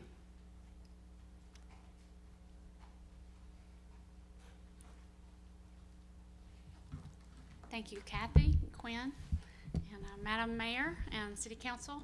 Thank you for having me. I'd just like to kind of walk through an overview, a very high-level overview of our proposal, and then we came and actually presented to staff and was able to answer, I guess, a good many of their questions during the interview process. So just to catch you up on kind of the highlights of our proposal, just have a quick presentation. So this would be our team for the project. I know that you're already familiar with CPL. We already have some of our team doing some work with Peachtree City on the architecture side. But Kevin McCumber is our principal. He leads our landscape architecture team. He's also our senior VP for the whole company. He's been a part of CPL for almost 35 years now. That's me next to Kevin. I will serve as your project manager for the Parks and Recreation Master Plan. Just a little about my background. I've been with CPL now for 4 years. Prior to that, I was a Parks and Recreation director, serving the city of Snellville and the city of Milton. Been in Parks and Recreation my whole career. Went to CPL 4 years ago because I wanted to not only impact one community, but I wanted to impact a lot of communities throughout the state. So now I'm able to work with all the different agencies, cities and counties, and help all of their Parks and Recreation departments. Below that is Matt Kane. Matt Kane has been working in landscape architecture as a senior landscape architect for as long as I've been alive. I remind him of that often when we are presenting. So Mac is a great partner. We work very well together. We've done a lot of plans even in the last 4 years together. Next to Mac is Bob Betts. For those of you who may have been around Peachtree City for a very long time, Bob did a lot of work in Peachtree City many years ago and worked on some planning here for Parks and Recreation probably 20 years ago. So that would be our core team for the project. Just a little bit more about CPL. Again, I know some of you are already familiar with CPL. We're a little over 480 strong. We have 19 offices up and down the East Coast. They're represented by these dots here on the side. 48 years of business, over 75 municipality clients, and we've done over 450 recreation projects in the last 10 years. You can see a little bit of our breakdown across the bottom as well. The project approach, obviously every city is unique. Peachtree City is very unique, and we're super excited to have the opportunity to work with you guys. The way we go into a Parks and Recreation Master Plan is we ask 3 core questions. What do you have? What do you want? And then what do you need? Okay, and to kind of cover what is included in each of those, what do you have would start with your inventory. That's our research, that's our data, that's getting our demographics, collecting as much information as we can off the bat to see what you have. Looking at your programming budget, your budget detail, your staff detail, having all of that as a foundation before we get started. The what do you want category is where we start working on getting input. That's community involvement, public input, whatever method the city teams to use. We use a variety of methods to make sure we get a pure representation of the community, very similar to what was mentioned earlier with the community survey. We want to make sure that the representation is here and that everything is statistically valid when we present our recommendations. The third concept is what do you need? Obviously, we look at what you have, what you want, and then we look at what you need. We look at that by looking at standards, of course, looking at what a city standard would look like for Peachtree City, and then setting some goals and objectives, obviously starting with an initial 5-year approach and even being able to forecast out up to 10 years. Looking at cost estimates, phasing, staff level reviews, and then of course the final part of that process would be the adoption of our recommendations. Here are just a few of the communities that we've worked with over the last few years. Just to kind of give you an overview, we've done a lot of plans in the last few years. So some of these are your neighbors.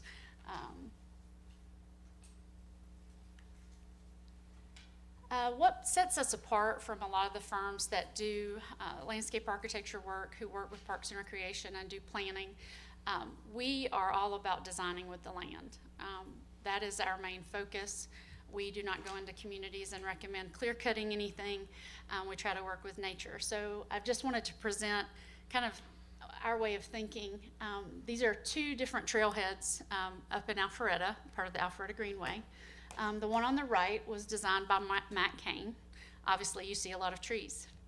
The one on the left was not designed by CPL, but you can see that all the elements that are part of the one on the left are also part of the one on the right. But we chose to preserve the natural environment. Everything that's on the left is incorporated on the right. So just wanted to kind of give you a comfort level with kind of how we approach things when we go into designing. No, this isn't a design project, but we will be looking at making recommendations as part of the master plan. When we came down for our interview, there were 4 key areas that staff asked us to address. One was budget and finance, one was facility analysis and maintenance, community engagement, and then programming and staffing. And those were the 4 areas that we really focused on during the interview process. We fielded a lot of questions, we gave a lot of answers. I feel like we satisfied staff with how we were going to approach those different areas for the city. And just in quick summary, community doesn't just happen. That's kind of our theme with our community practice at CPL. It must be intentional. It's a constant evolutionary process. You assess, you evaluate, you plan, and then you do it all over again. I will say a lot of cities and counties will do these master plans, put them on a shelf, and just let them collect dust for 5 to 10 years, and then it's time to do it again, and they pull it off the shelf and say, oh, we've got to do this again because we're just supposed to do this. But really, these master plans should be active, they should be living, they should be readily referenced and constantly used to move forward towards your goals and objectives for the city. So, and with that, I'll field any questions that you may have. Council? How long do you anticipate from start to finish, ma'am? We anticipate probably about 9 months. Okay. That gives us enough time to collect all the data, field all the responses that we need to start formulating the recommendations. Obviously, we will be led by staff to give us direction as to whether or not they want to take longer, move a little faster, but 9 months is what we're anticipating. Yeah, thank you. Sure. You talked about civic engagement. Can you expand on what that looks like and how that goes? Sure, absolutely. We do a variety of engagement. We do a lot of open houses. We can do public input meetings, obviously. Here, we can spread them around the city. Obviously, the city, based on how it's laid out, we can do north and south public input meetings to make sure we're getting a representation from the community. We do stakeholder staff interviews, obviously, to get a feel from staff level responses. We do typically use online surveys. We have a company that we work with that we've used for many years called Digital Media House. Again, that's going to be driven by staff giving us direction as to how they want to proceed with that. We can do public school surveys. Many times the kids and their opinions aren't heard, and we want to hear from what the kids want, what the kids need. And so a lot of times we will target roughly around the 3rd, 4th grade level up to about 10th grade. 10th grade typically tends to be when kids stop playing organized sports and they fall off. So we want to hear what it is, why they're leaving, maybe what other activities they're interested in at that age. And then we can do a project web page that we keep everybody up to date with. But we make sure that anything we do, that we make sure we have a pure representation of the community. Thank you. I think you sat through the presentation where they talked about the age groups and the Yes. population that we have. I would hope that you'll be able to try to use some of that because, Absolutely. you know, we've got all kinds of ages, not just kids, but we've got adults that want to be involved. Yes. And we've got obviously some seniors too that want to still get out and play pickleball. So we need to make sure we get a good representation across the board of all the people here, not just the youngsters. Right. But we've already had, our recreation department has already looked at a number of things like the aging and problems we've had in our playgrounds. Yeah. As We've had mothers come in and have done their own surveys, and they found out that, you know, our small little pocket parks are very aged. We need to fix those things up. So there's already been some work done by the staff. I'm sure you got that presentation, so looking forward to having you do this. Thank you very much. Sure. Mr. Holland, anything? Yeah, I'm just so glad you'll be putting a plan together. You know, you gotta manage what you're gonna have to do, and you gotta plan for it and then execute that. That's just how it's done. So I'm really looking forward to when you're gonna be starting after we approve this. When do you think you'll be starting after we approve this? As soon as we're under contract and we have an agreement in place, we'll start working with staff and start laying out a timeline. Fantastic. Thank you. Sure. Thank you. I have no questions. Can I get a motion? Mayor, before you get that, just make if council approves this, make it subject to legal review. We have not gotten the contract yet, and obviously I want to review that before we sign anything. Absolutely. Can I get a motion? Madam Mayor, I'd like to make a motion that we approve new agenda item 082303, approval of recommendation for recreation master plan as presented for the amount of $116,950, subject to legal review. Second. I have a motion and a second. All in favor say aye. Aye. All opposed? Motion carries. Thank you. Thank you so Can't much. wait to get started. New agenda item 82304, vehicle replacements, fire engine 2218 and 2307. Chief Murphy. Good evening, Mayor and Council. This is actually project number one on the SPLOST for 2023. These two engines are a 2007 and 2008, and they were approved by the voters to be replaced. We have before you the bid for those two engines. They were bid through Houston Galveston Area Consortium and through Sourcewell. Sourcewell was the lowest bidder on that, and we're seeking approval for purchase of those two on SPLOST. Council, any questions? I asked all my questions the other day. I just have a comment. I think we can save paper by not telling me what every handle and every gauge and what everything is on here. You can probably hit the highlights of that, and I would have been very satisfied. Yes, sir. All the information you need, all the And you information. said you wanted data, and they did not put Yes. it in yellow. Now, you know, something I don't think you said, Clint, was the lead time. Oh, yes, sir. So one reason that we're before you so quickly is because lead time on these engines, we will not see these engines for 48 months. So we're trying to get in line for those. And also, the other part of it is we lock in the price now and we pay them in 4 years. So hopefully we're going to save on inflation. Great. Council, Thank you. can I Love get a motion, please? Who's ready with a dollar figure? Who's ready? I got it. Go ahead. Frank's got it. Madam Mayor, I'd like to make a motion that we accept item number, new agenda item 082304, the vehicle replacement of fire engine 2218 and fire engine 2308. 2307. 07, thank you, Madam Mayor, in the amount of $943,232.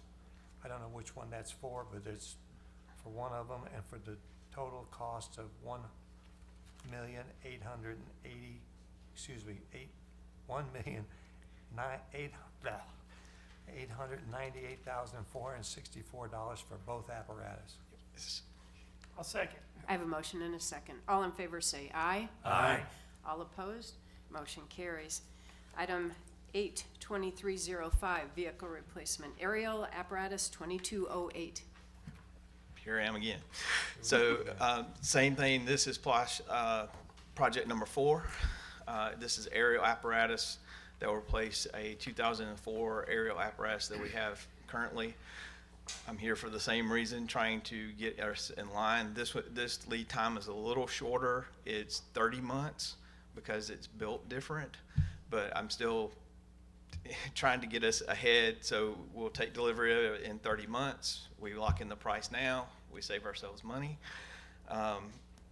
So I'm requesting to move forward with SPOS project number 4, the aerial apparatus. Can I get a motion, please? Okay, let me try it, Madam Mayor. I'd like to make a motion that we approve item 082305, vehicle replacement aerial apparatus 2208 in the amount of $1,674,828 to be delivered in 30 months. Second. I have a motion and a second. All in favor say aye. Aye. All opposed? Motion carries. Thank you. Thank you. New agenda item D, 82306, fiscal year 24, proposed budget, keep Peachtree City beautiful. Al, it's good to see you. This is your point. Big Al. Oh, well, it's okay, let's all vote and go home. Mayor, Council, thank you very much. I'm here for, what, the 12th or 13th time. If people think that history repeats itself, it does, because we're doing the same budget we did last year. I'm Al Yogel. I am the Executive Director of Keep Peachtree City Beautiful, 32-year resident of Peachtree City.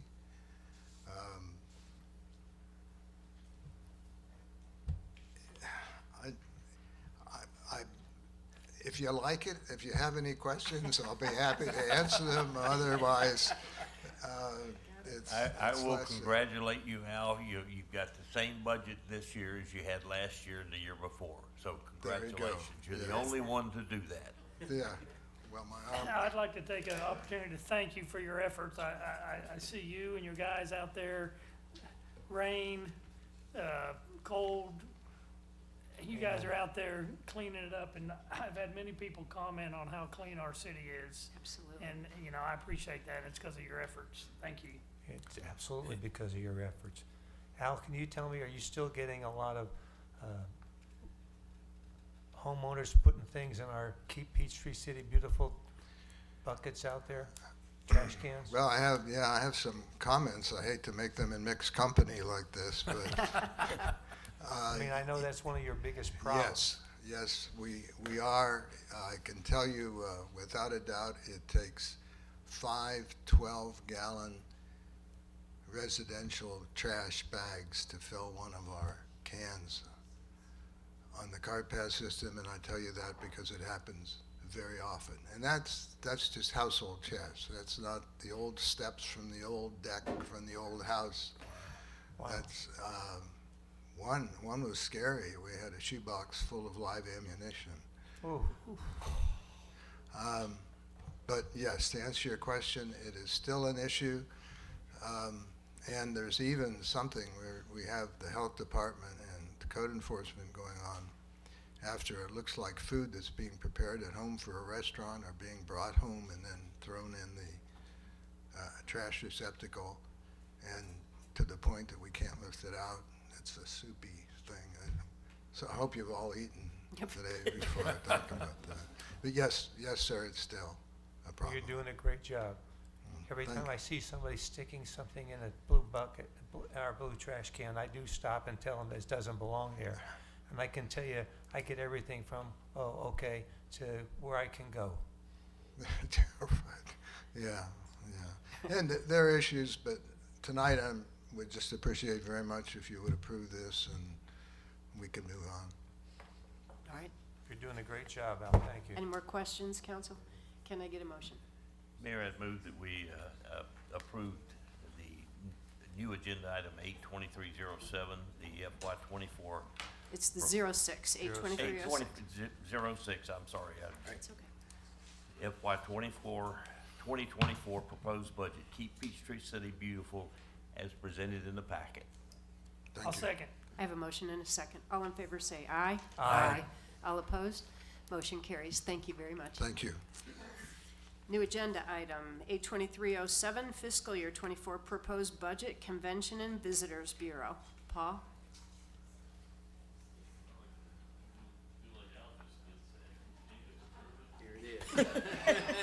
Is it the same? Okay. Yeah. So we do have a brief presentation. We'll go through and just hit some of the highlights. I'm wearing the hat of the Finance Committee member for the CVB, and Bob and I also serve on in the Board of Directors, so presenting on behalf of the CVB on this item. So their budget, total appropriations, about $946,296.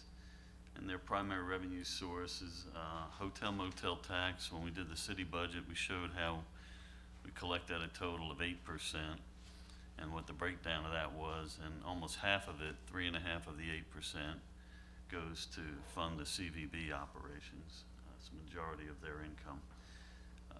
There's a heavy emphasis on marketing and advertising. Peachtree City, that's their main mission, is to promote Peachtree City and bring in those conventions and tourism here. So see the heavy emphasis on the expenses for that activity.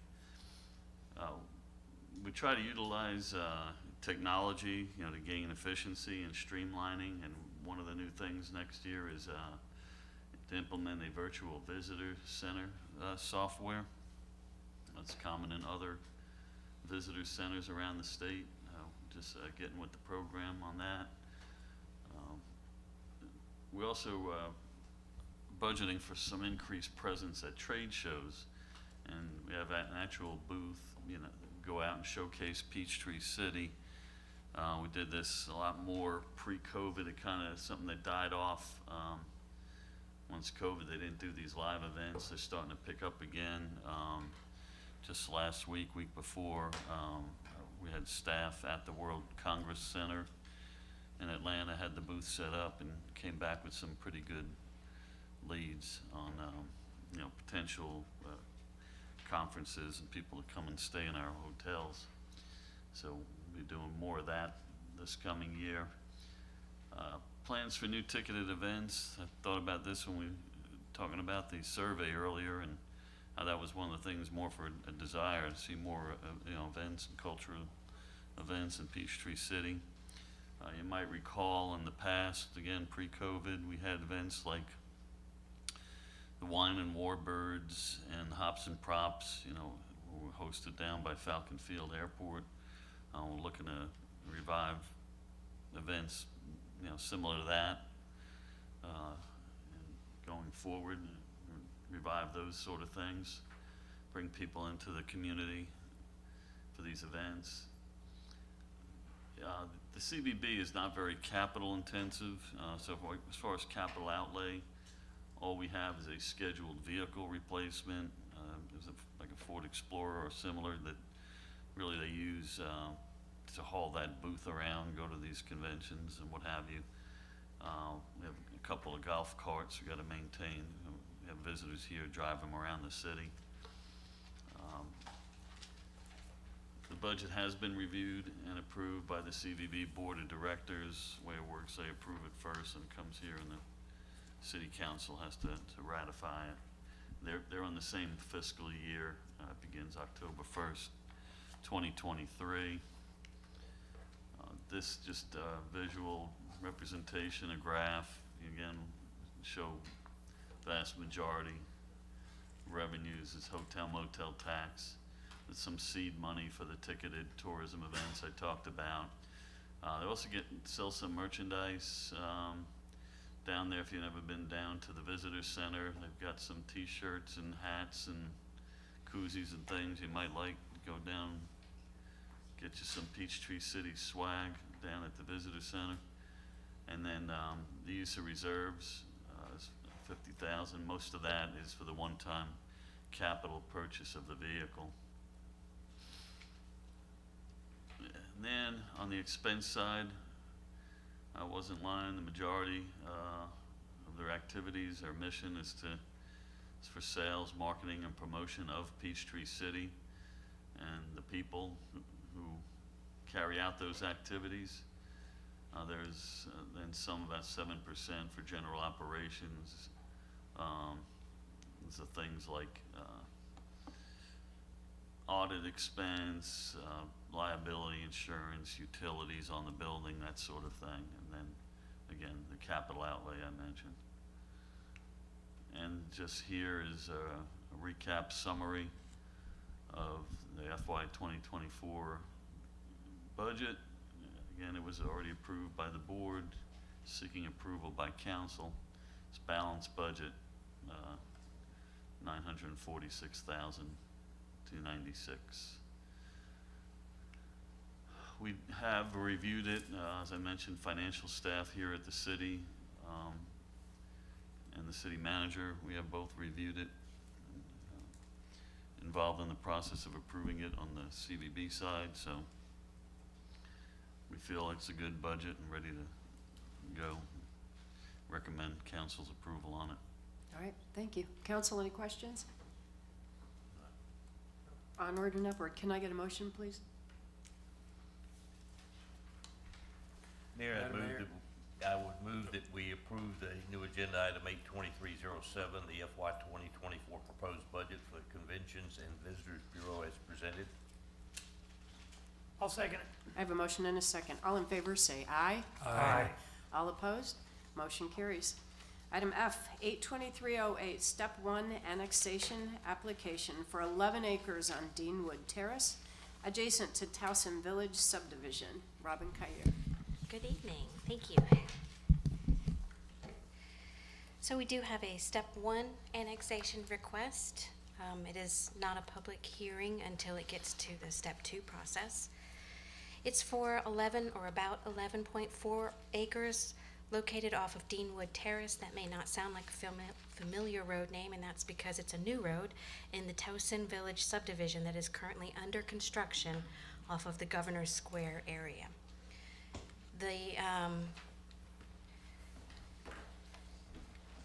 There we go. So the city does have a two-step annexation process. I have tried to create a little cheat sheet of what a 100% annexation method would look like. That's what this applicant is using under the Georgia law. The ordinance for the city ordinance is the only ordinance that regulates the Step 1 portion of the process. It's not a part of some state law or whatnot. And it specifically says that staff needs to review the request for compatibility with comprehensive plan policies. Your role is to decide whether or not to allow the application to proceed to the Step 2, Step 2 or the second step. And I always take this opportunity to remind everybody who's listening that just because approval of Step 1 is granted by the City Council in no way implies any support for the actual Step 2 and the actual annexation result. So this is what the ordinance says about the Step 1. This is directly from the ordinance, is that the first step is intended for an overview of how that request may or may not be compatible with the goals in the comprehensive plan. And also to highlight that the ordinance specifically says that until the City Council votes to accept a Step 2 application, staff is not permitted to make any action or recommendation on this process. So the request, here's an aerial map, and the pink, hot pink line, or maybe it looks a little bit purple, is the existing city border. The city is on the left side of that pink border, and the unincorporated county is on the right side. You'll see when we do an overlook of the overall map that it's generally in the northwest area. It is this 11.4 acres, and what you don't see in the map is that boundary right there and why it's not currently developed as part of the Shiloh Mobile Home Park is because there's a significant tributary into Camp Creek right there. So the only access to this property, short of building a major bridge over this creek, is through the adjacent property that we mentioned is under development right now. The property is currently zoned MHP in the county, which stands for Manufactured or Mobile Home Park. which allows a minimum lot size of 6,000 square feet. Both the city staff and the county staff did an estimate of what the development yield could be at its current zoning, and that would be about 40 lots, 40 mobile home lots. The applicant is actually requesting to rezone to limited use residential, LUR, so that they can add about 21 new lots to the Towson Village subdivision. And so what you're looking at here is a blow up. So this is the triangular piece of property that's being requested. There's all those lines and everything that you see there. That's the creek and all the state buffers that are required on it. This is the existing road. It does right now dead end into this property. And the some of these lots are actually partially on the current property, but you can see that they kind of just go to a cul-de-sac, and there are about 21 new lots, and they average around 7,500 square feet. Some of the ones in the back are a little bit larger, more about 8,200 square feet. So staff evaluates the comprehensive plan and other adopted policies and plans by the city, the first one of which is that growth boundary study that was done in 2014.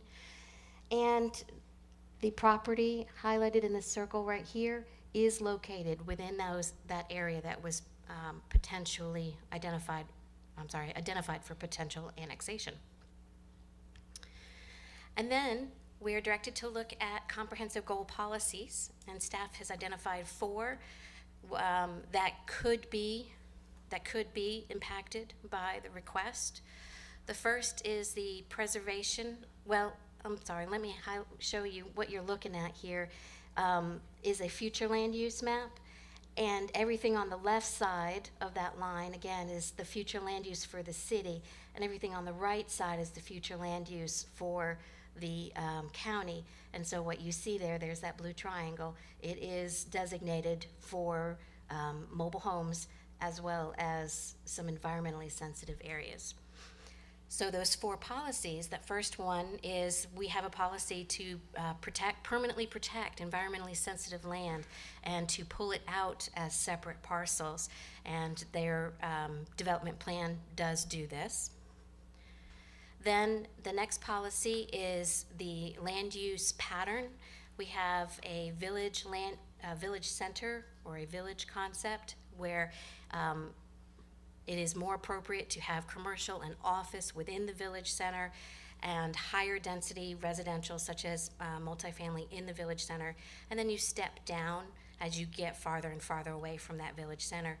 We are located, the village center is all the red that you see right there. We are well within a 15-minute walk. I mean, it would be a very leisurely pace to this property, and therefore a medium density is appropriate, and what they are proposing would be this single family cluster density, which is what the adjacent property is developed at and planned for.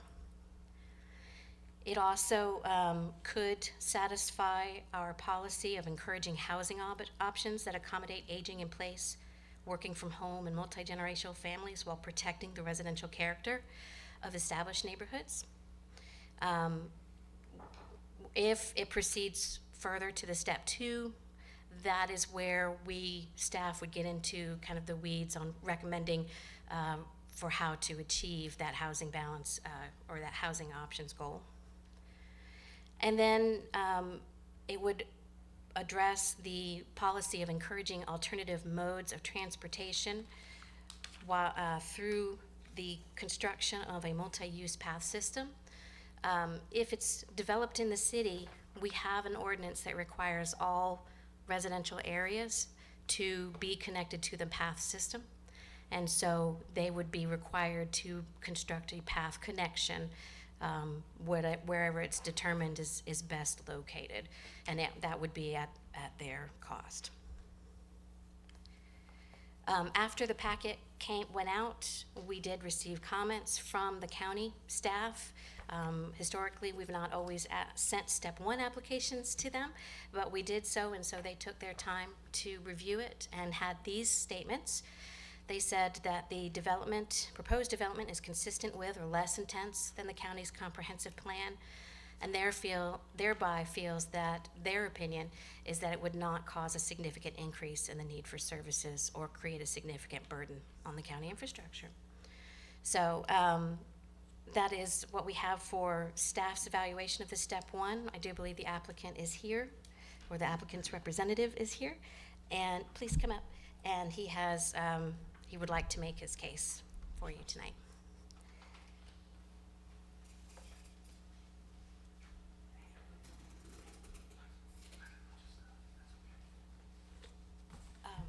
Just the presentation, Yes, right? Okay, we've got that ready for you. Thanks. Mayor, council, hello. My name is Stephen Jones with the law firm of Taylor English Duma. Here today on behalf of the applicant. Thank you for the opportunity to appear before you.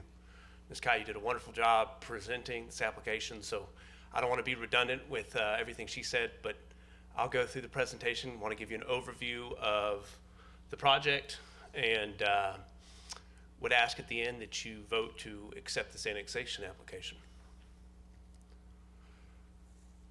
This is a this phase, this project, this proposal is a continuation of the Townsend Village neighborhood, which is zoned LUC 33. It's a mixed use, if you may call it, with commercial retail in the front, office, and then residential in the rear. Ms. Kai, you noted this would be an extension of the residential component to the south. This particular 11 acres is practically landlocked by a water course. The proposed development would comply with all applicable state and local setbacks from that water course. It would add an additional 21 homes to the 94 that is in Towson Village. We're calling this Towson Place. Here you'll see the current zoning map with the county's zoning for the mobile home park to the south, and you'll see in the red outline here the subject property. We're proposing LUR, but for the purposes of this presentation, I want to think of it as LUC 33.1 because we're continuing everything that was imposed on the Towson Village subdivision here. And so I think that's important. This is a continuation and it's a furtheration of what you see in Towson Place. An aerial map, you saw an aerial map in Ms. Kai's presentation, so I'll just fast forward past this one. I wanted to give you an overview, a larger blow up of the concept plan that was approved and is adopted in the ordinance under LUC 33 for Towson Place. Importantly, and it was a condition of zoning imposed in the ordinance when Towson Place was zoned, were connections to the adjacent property. As Ms. Kai, you noted, the growth study in 2014 noted this property as ripe for annexation, and the zoning of the LUC 33 continued that in 2020 and actually conditioned what I'm calling the stub out streets here and here for a connection to this parcel and the adjacent parcel to the east. Ms. Kai, you had a similar superimposed picture of the proposed development on top of the plat for the current development. And there are some lots that span both sides, but since some lots are partially in and partially without, we're calling it 21 lots. You'll see that there is a pocket park here that will develop too as we push into the subject property. Just to further zoom in, give you a wider view of the subject property. I want to look at the LUC 33 conditions because, again, we want to look at this as a continuation of LUC 33, so LUC 33.1. It likely wouldn't be codified as that under your zoning ordinance, but that is the proposal that we're making. So we would continue generally the same diversity of commercial versus residential, and the same mix, obviously, of amenities and connections and sidewalks that are currently required in LUC 33. Here is a black and white elevation of the proposed houses. We'll continue the same housing theme and the same style of houses that you see in Towson Village through this new 21 lot phase. These lot sizes are about an average of 9,900 square feet. And the price of these homes will range, just as with Towson Village, between $800,000 to $1 million, depending on the floor plan. And the same builder, Mark Dodson, will carry through this phase as well. Here's some additional color renderings, and these are some of the models as well that are in the existing subdivision. Additional renderings. With that, if you have any questions that I can answer, I'd be happy to answer those at this time. Thank you for your consideration, and we would ask that you vote to accept this annexation application. And if you do, look forward to the next round of hearing. Mr. Jones, about how many square feet would those homes be that we just saw the renderings? Yes, so I was just looking at that. The Towson Village, they start at about, they're 2,400 square foot to and up. There are some that are about 3,000 square feet. So roughly in that ballpark. Thank you. Questions? No, to me, it's step one. We just need to take a look at everything they're gonna do. But we can ask questions. Sure you can. So in the zoning sign that's out there also says ER. If you look at the zoning sign, This is not, so, when this you, is a separate annexation from the other annexation in the area. So the other annexation that has already been signed, that you see the sign, that's the one off of Stagecoach and Spear Road. That's actually already in the step 2 process. I know that. Okay. But I thought that sign was also for this. No, sir, this is a different property located. I know what this property was, but when we drove out there and saw the zoning sign, I'm sure that zoning sign said LUC and ER. Didn't it say that? I believe so, but, you know, we could have We been haven't- mistaken. Yeah, we haven't posted any signs on this property because that only happens in the step 2 process. Okay, thank you. Well, Madam Mayor, I would tell you that I was initially concerned about this. Another annexation was here when we did the study, Robin, the original study in 2014, I guess it was, when everybody went out. And I guess what just bothers me is that right after we just did step 1 for the other one, we got another one, and I'm just getting tired of seeing annexation after annexation. And one of the things that came to mind today, I went to my cancer treatment, and the doctor there is a very nice guy, and he's, I would say, maybe mid-50s. And the first thing he said to me before, "How you feeling?" was, "Does Peachtree City have a plan?" And I sat there a little dumbfounded for a minute, and I meant, what's he really talking about?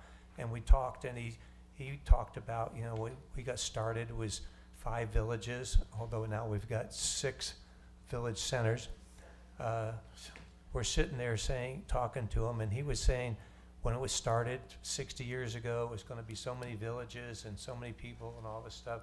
We don't really seem to have a plan anymore for what we're going to be doing 25 years from now, what it's going to look 25 years from now.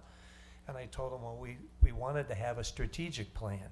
We had our retreat. We talked about having a strategic plan, and we haven't got around to having a strategic plan. And I think as part of what we're doing with the recreation plan, we ought to have an annex plan. We ought to have a redo or study or something looking at where we want to have annexation continuing. Are we just going to let developers come in and decide, I want to annex this property, or I want to annex that property? I think we ought to have an annexation plan as part of our strategic plan. So I'm in favor of seeing, obviously, I am, as Mike will give me a hard time, I want more data, so I think we ought to go from step 1 to step 2. But I would like to see us stop just letting people come in and say, I want to annex. I think we ought to have a strategic plan, and we ought to develop that strategic plan with an idea around an annexation plan, other plans that we want to have that says, no, you can't just come in and pick where you want to go. We're going to develop an area, how we want to see Peachtree City look 25 years from now. Thank you.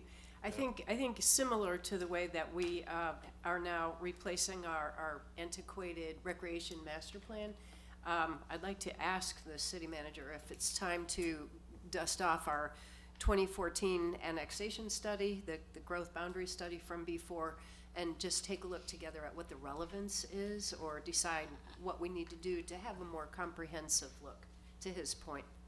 Yeah, absolutely, and it is something that we can, work to bring in front of council. As far as the strategic plan, we did have conversations in reference to putting a strategic plan together, and I started that process when we went into our retreat back in March timeframe.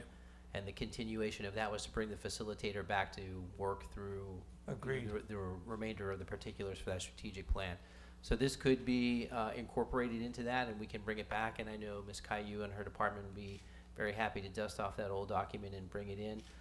However, I do want to say, though, that even though we will go through that process and that plan may take some time, is not going to stop people from coming forward with annexation ideas that are going to need to come in front of council, because it is staff's requirement to bring that. When we get an application, we are required by the ordinances and such that you've all put in place for us to bring that information forward to you. So we can't say, hang on, wait while we're doing this process, although we can, better understand what our boundaries are and control those borders, if you will. I really think we need to, because, I remember back when I first was on the planning commission, the city council put a moratorium on housing. Exactly, a moratorium. And we can't necessarily have a moratorium. My immediate attorney over there is looking up his nose. You can't do that, but I would, you guys put a moratorium on housing for a couple of years, and then it had to be lifted.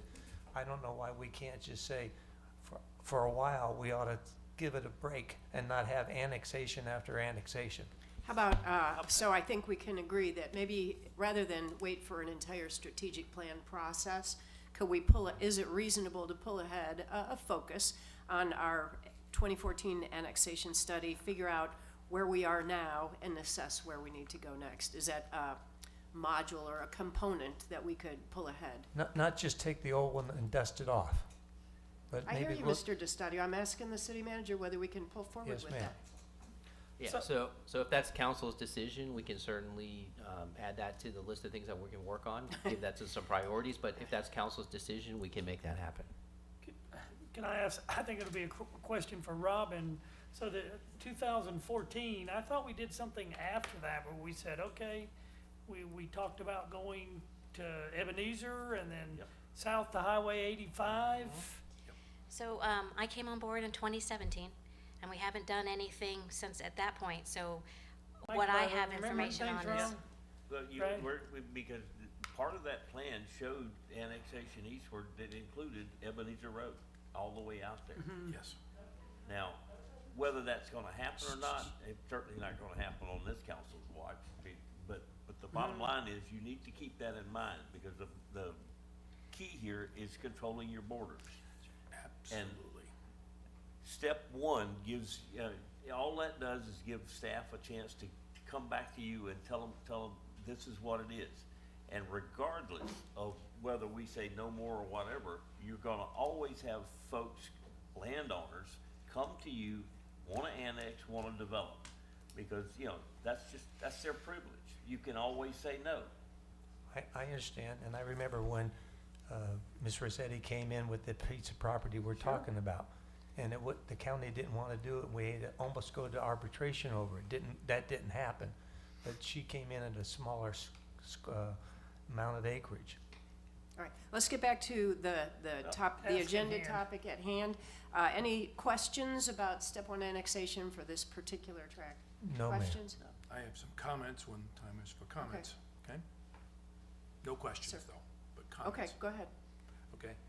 Well, basically, I'm not, I'm not totally against annexation. I prefer to see some industrial and commercial being put in, because I think that's better for our tax base than residential. But I do understand that there is a need for certain residential areas in the city. But basically, I asked the question like Councilman DiStadio did and Councilman Prebor, what are we gonna look like in 2050? What is the city gonna look like in 2050? That's 30 years from now, 25 years from now. You know, we need to have a better plan, and I'm talking about some of the same things that you all talked about, a better plan of what are we gonna plan for in the future. We need to control our borders, as the Councilman King said, because I don't want to have things piecemeal brought in here. It's kind of like the old, you get cut 1,000 times before you die. And I'd rather have them go out there and manage those edges of our city in a comprehensive type way, instead of having, you know, people come in and say, I'd like to annex here and annex there and annex there. So with that in mind, that 2014 plan actually talked about the areas that you all have talked about. Yes. You know, the southern part, the northeastern part, the northwestern part of the city, adding them in. We haven't executed on those all the way down to 85 and all the way over to Ebenezer. They make sense to me. That's what the city's going, those are the city's natural boundaries for the next 30 years. At least I'm hoping that's going to be for the next 30 years. But If you what would direct your comments to the mayor, we'll have a continued conversation up here. But I lost my train of thought now. Basically, managing your borders is very important to this council, particularly for annexation.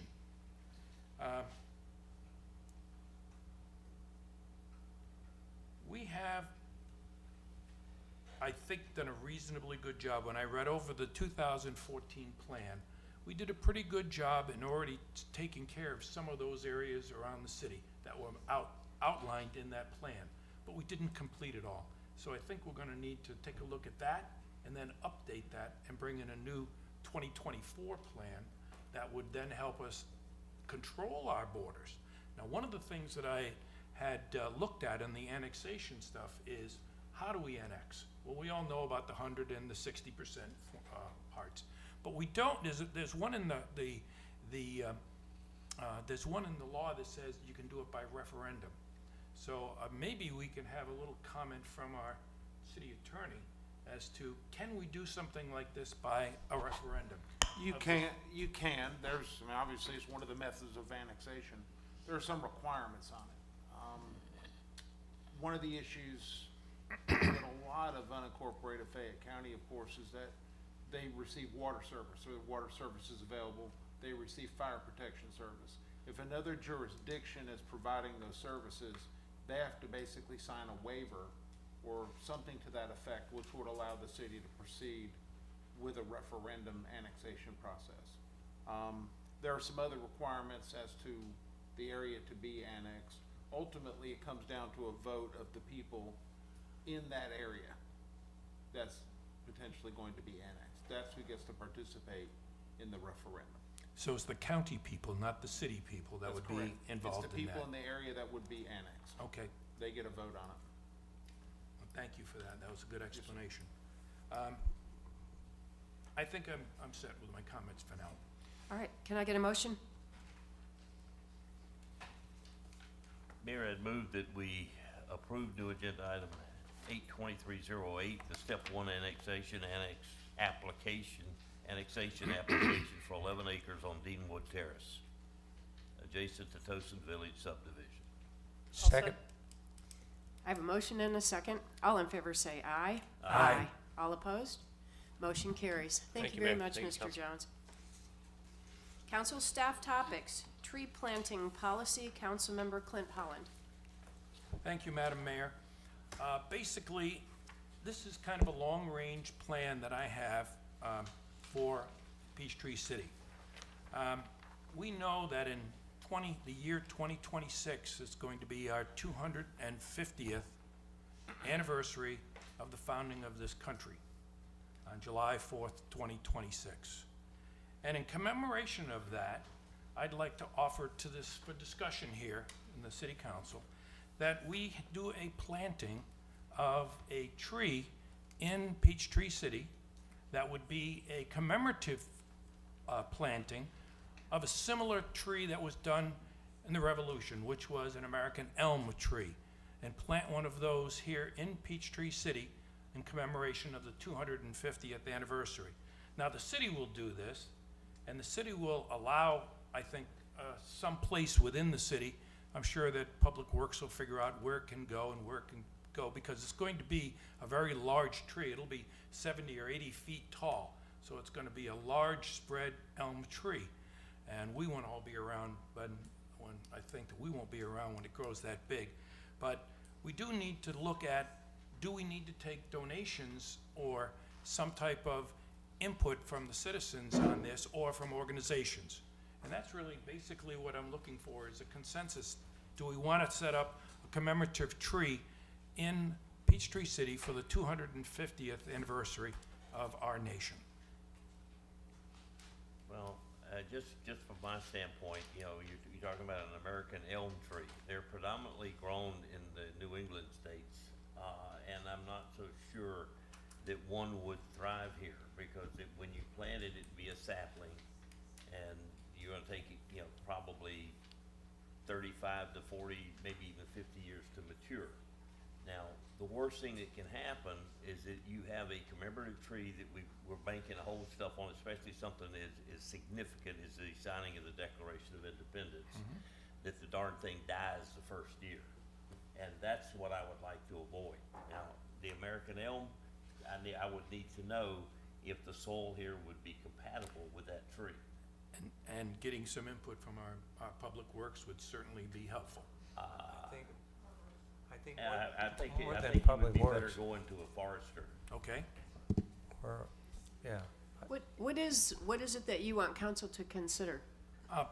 Actually approving planting a tree for the commemorative 250th anniversary at some time in the next year. You want the city to do that? Yes, I think I'd like the city to do that, not any outside agency coming in and saying, plant a tree. I think it would be appropriate for us to do it ourselves. Do we have to go out and pay the I don't know the name of the tree expert, but pay one of those people to go out and tell us what Mike wants to know? Yeah. Don't we think we- plant trees like all day, every day? How much money do we have in the bank? Don't we have like a lot of money in the tree bank? We do have money in the tree bank, but, for that recommendation on the actual planting of the tree and the soil conditions and so on and so forth, I absolutely want to get an expert opinion on that before, we decide to make a commitment like that. And that's perfectly fine. That was the reason why I brought it up as a topic, because I knew we'd get some good input as to what to do and how to do it. I just think the idea of having a commemorative tree in our city is that's what we should be doing. Well, I think your idea has merit, but we need a little bit more information before we act on it. And I would even throw out there that, it doesn't necessarily would have to be an American elm. It could be an oak. Oak of tree, some sort. yeah. That would be just as majestic and just as more natural. for Peachtree City. Exactly. All right, so seeing as we're talking about trees, we have a tree bank. And I figured out when we were talking about with the FCDA that for the piece of property that a certain company was looking at, that they were gonna have to take down trees to put in their building. And then at that point, they'd have to, by the caliper inches of the trees they took down, they would have to contribute to the tree bank. True. So there's something we need to think about, is that every day, every second, if somebody has a vacant piece of property and the trees are growing, they're losing value on their property because of the girth of the trees. So at that point, we almost, and I think we inadvertently, we encourage somebody, well, if I cut down the trees now, right, I might not sell the property for 20 years. But if I cut down the trees now, I'm saving money because I don't have to contribute as much money to our tree bank. So anyways, that's just something to think about. So noted, so noted. Something to think about. All right, are we ready to move on? Item B? Do we have a consensus, Madam Mayor, on something like this, just to That we move wanna- on, or is just a, I think we want to get more information. okay, Is that fair? yep, that's fair. Fair enough. Council staff topics, item B, city administrative regulations and manual, cars and cams. Ted Meeker, city attorney. Jasmine, I guess I'm doing this one. Staff came to me a couple weeks ago about updating some of our ordinances. And sort of going chapter by chapter, there are some cars and cams that we think should be incorporated into ordinances as opposed to city administrative regulations, some of which have been approved by council and some of which have just been signed off on previous city managers. So we want to do somewhat of a comprehensive review. Literally, we're going to take it chapter by chapter in the code. The beauty of Muni Code is we can download it as a Word document, save it, and make red line changes. We're not talking about substantive changes. We're talking about updating terms. We're talking about there are references to boards and commissions that no longer exist, positions in the city that no longer are identified. And that is our process that staff and myself are proposing to move forward with unless council has strong objections. No objections. No objection. No No objection. objection. Thank you. Let's talk about Lake Peachtree, Bob. Yeah, so I'd like to bring our city engineer up to give us an update as to where we are on the conditions in the lake.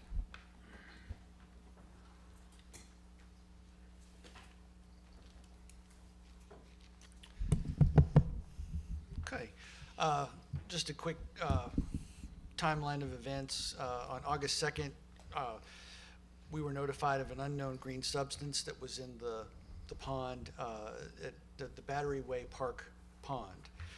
City staff responded immediately to investigate, and in that afternoon, Fayette County Water System notified us that the green substance that was in there was algae, specifically, I'm going to pronounce the name wrong, I'm sure, Anabaena and microcystis, which is commonly referred to as blue-green algae.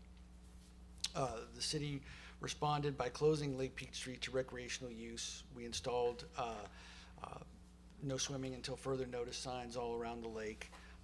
And the city also issued notices on social media outlets. It seems like a long time since that happened from now to tonight, but engineering, we've spent the better part of last week researching, this phenomenon, reaching out to other government agencies such as the UGA, the Fayette County Extension Service, all that, reaching out to our consultants, finding, experts on this type of thing, getting proposals from them, searching labs that would be able to do testing to identify if there were toxins in the water, all that sort of stuff.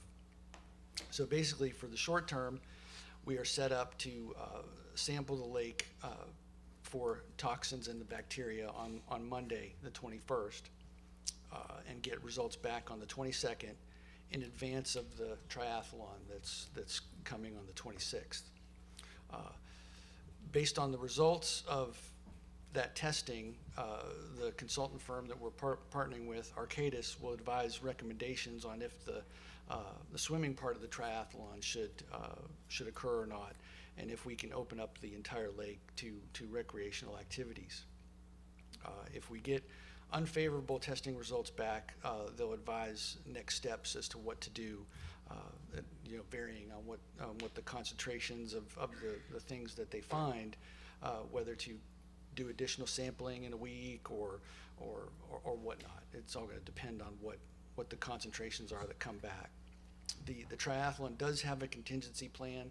We've been talking with them on this issue that if for some reason, if they can't swim, they're going to add, I think, a half a mile or something to the run portion of it, I believe. We have contracted with Arcadis to assist us in the long term, moving forward, in setting up a procedure and a monitoring plan to deal with this type of very specific issue for the long term. I'll be happy to try and answer any questions that you all might have.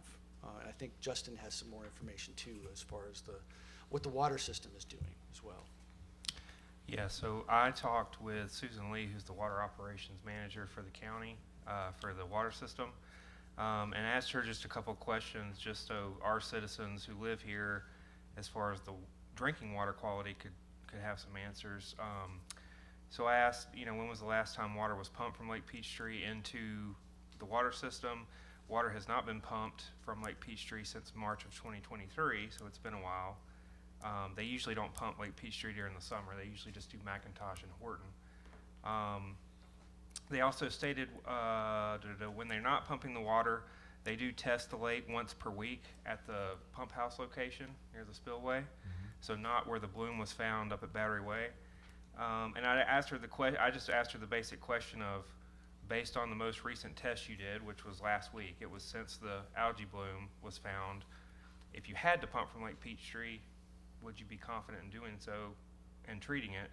And she said yes. She said the water system's not concerned at this time about the quality of the drinking water if they had to pump today, based on the location where they test at the pump house. So that's what we have from the water system. So basically going forward, we're gonna continue to monitor and evaluate this because we're looking at it from two components. We're looking at it from a drinking water capacity and a recreational use capacity. So most of those algae and bacteria would get treated out through the water treatment filtration process and chlorination process that would happen through the water treatment plant. However, that doesn't mean that the algae bloom or the irritants that's in the water for swimmers would go away.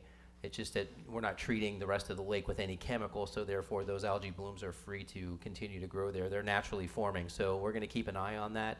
And then once we get our specific test back from our lab, as far as the quality of water is for a recreation use, meaning swimming in the lake again, we'll make a determination, and I'll bring that in front of council as far as opening the lake back up. Thanks very much. Any questions?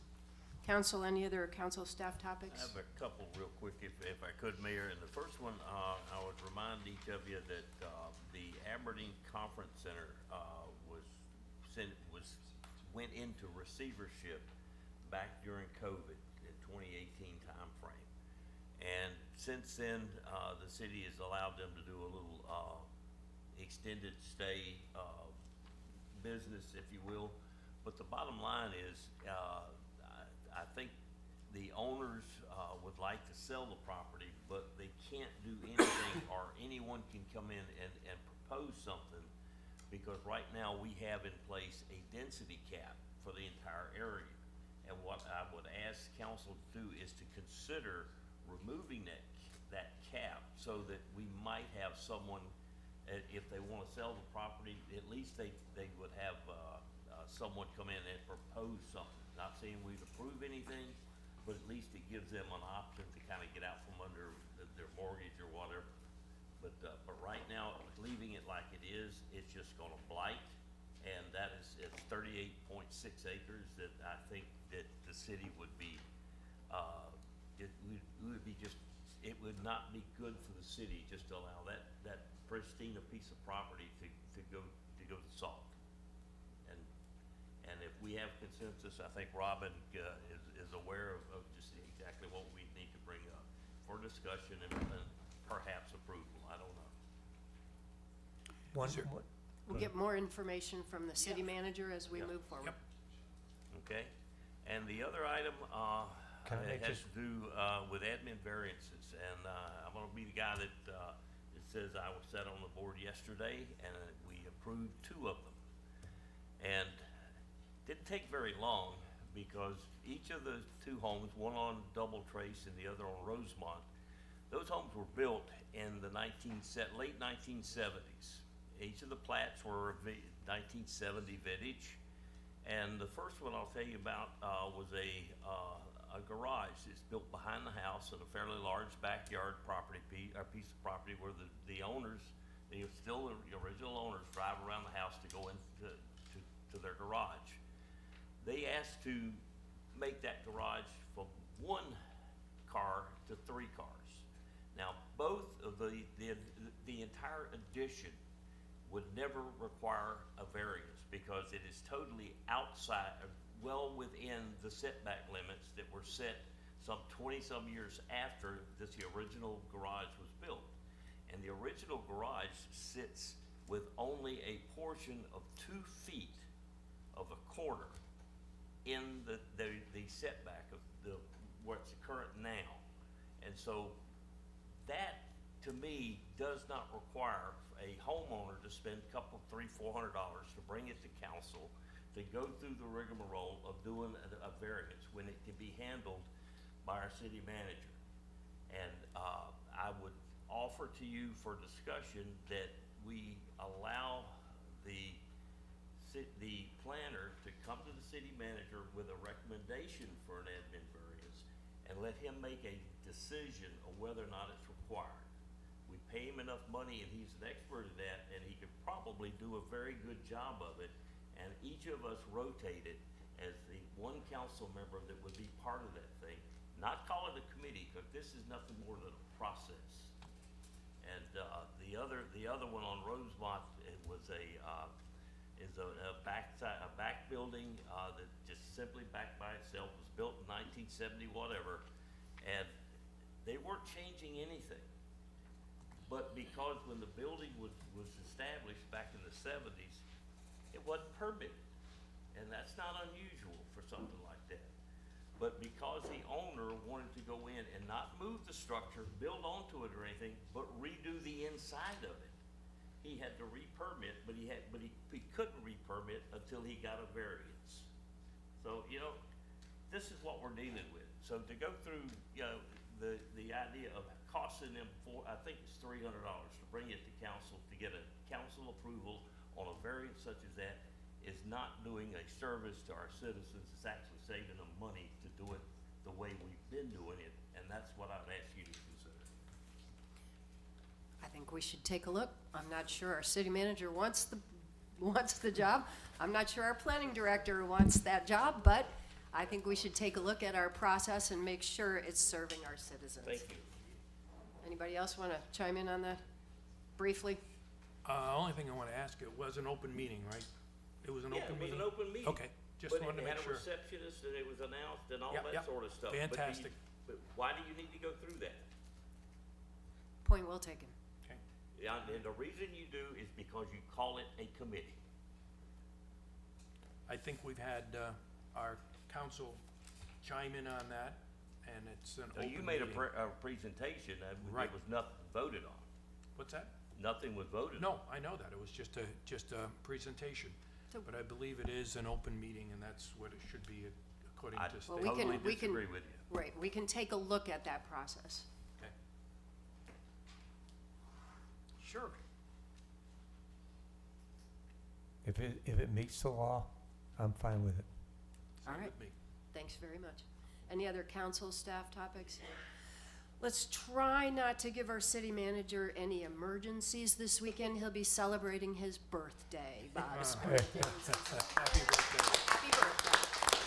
Thank you. 40 again? I'm 40 again. Yeah, executive session? Yes, pending or threatened litigation. The mayor had moved that we adjourn to executive session for pending or threatened litigation. Second. I have a motion and a second. All in favor, say aye. Aye. All opposed? We are in executive session.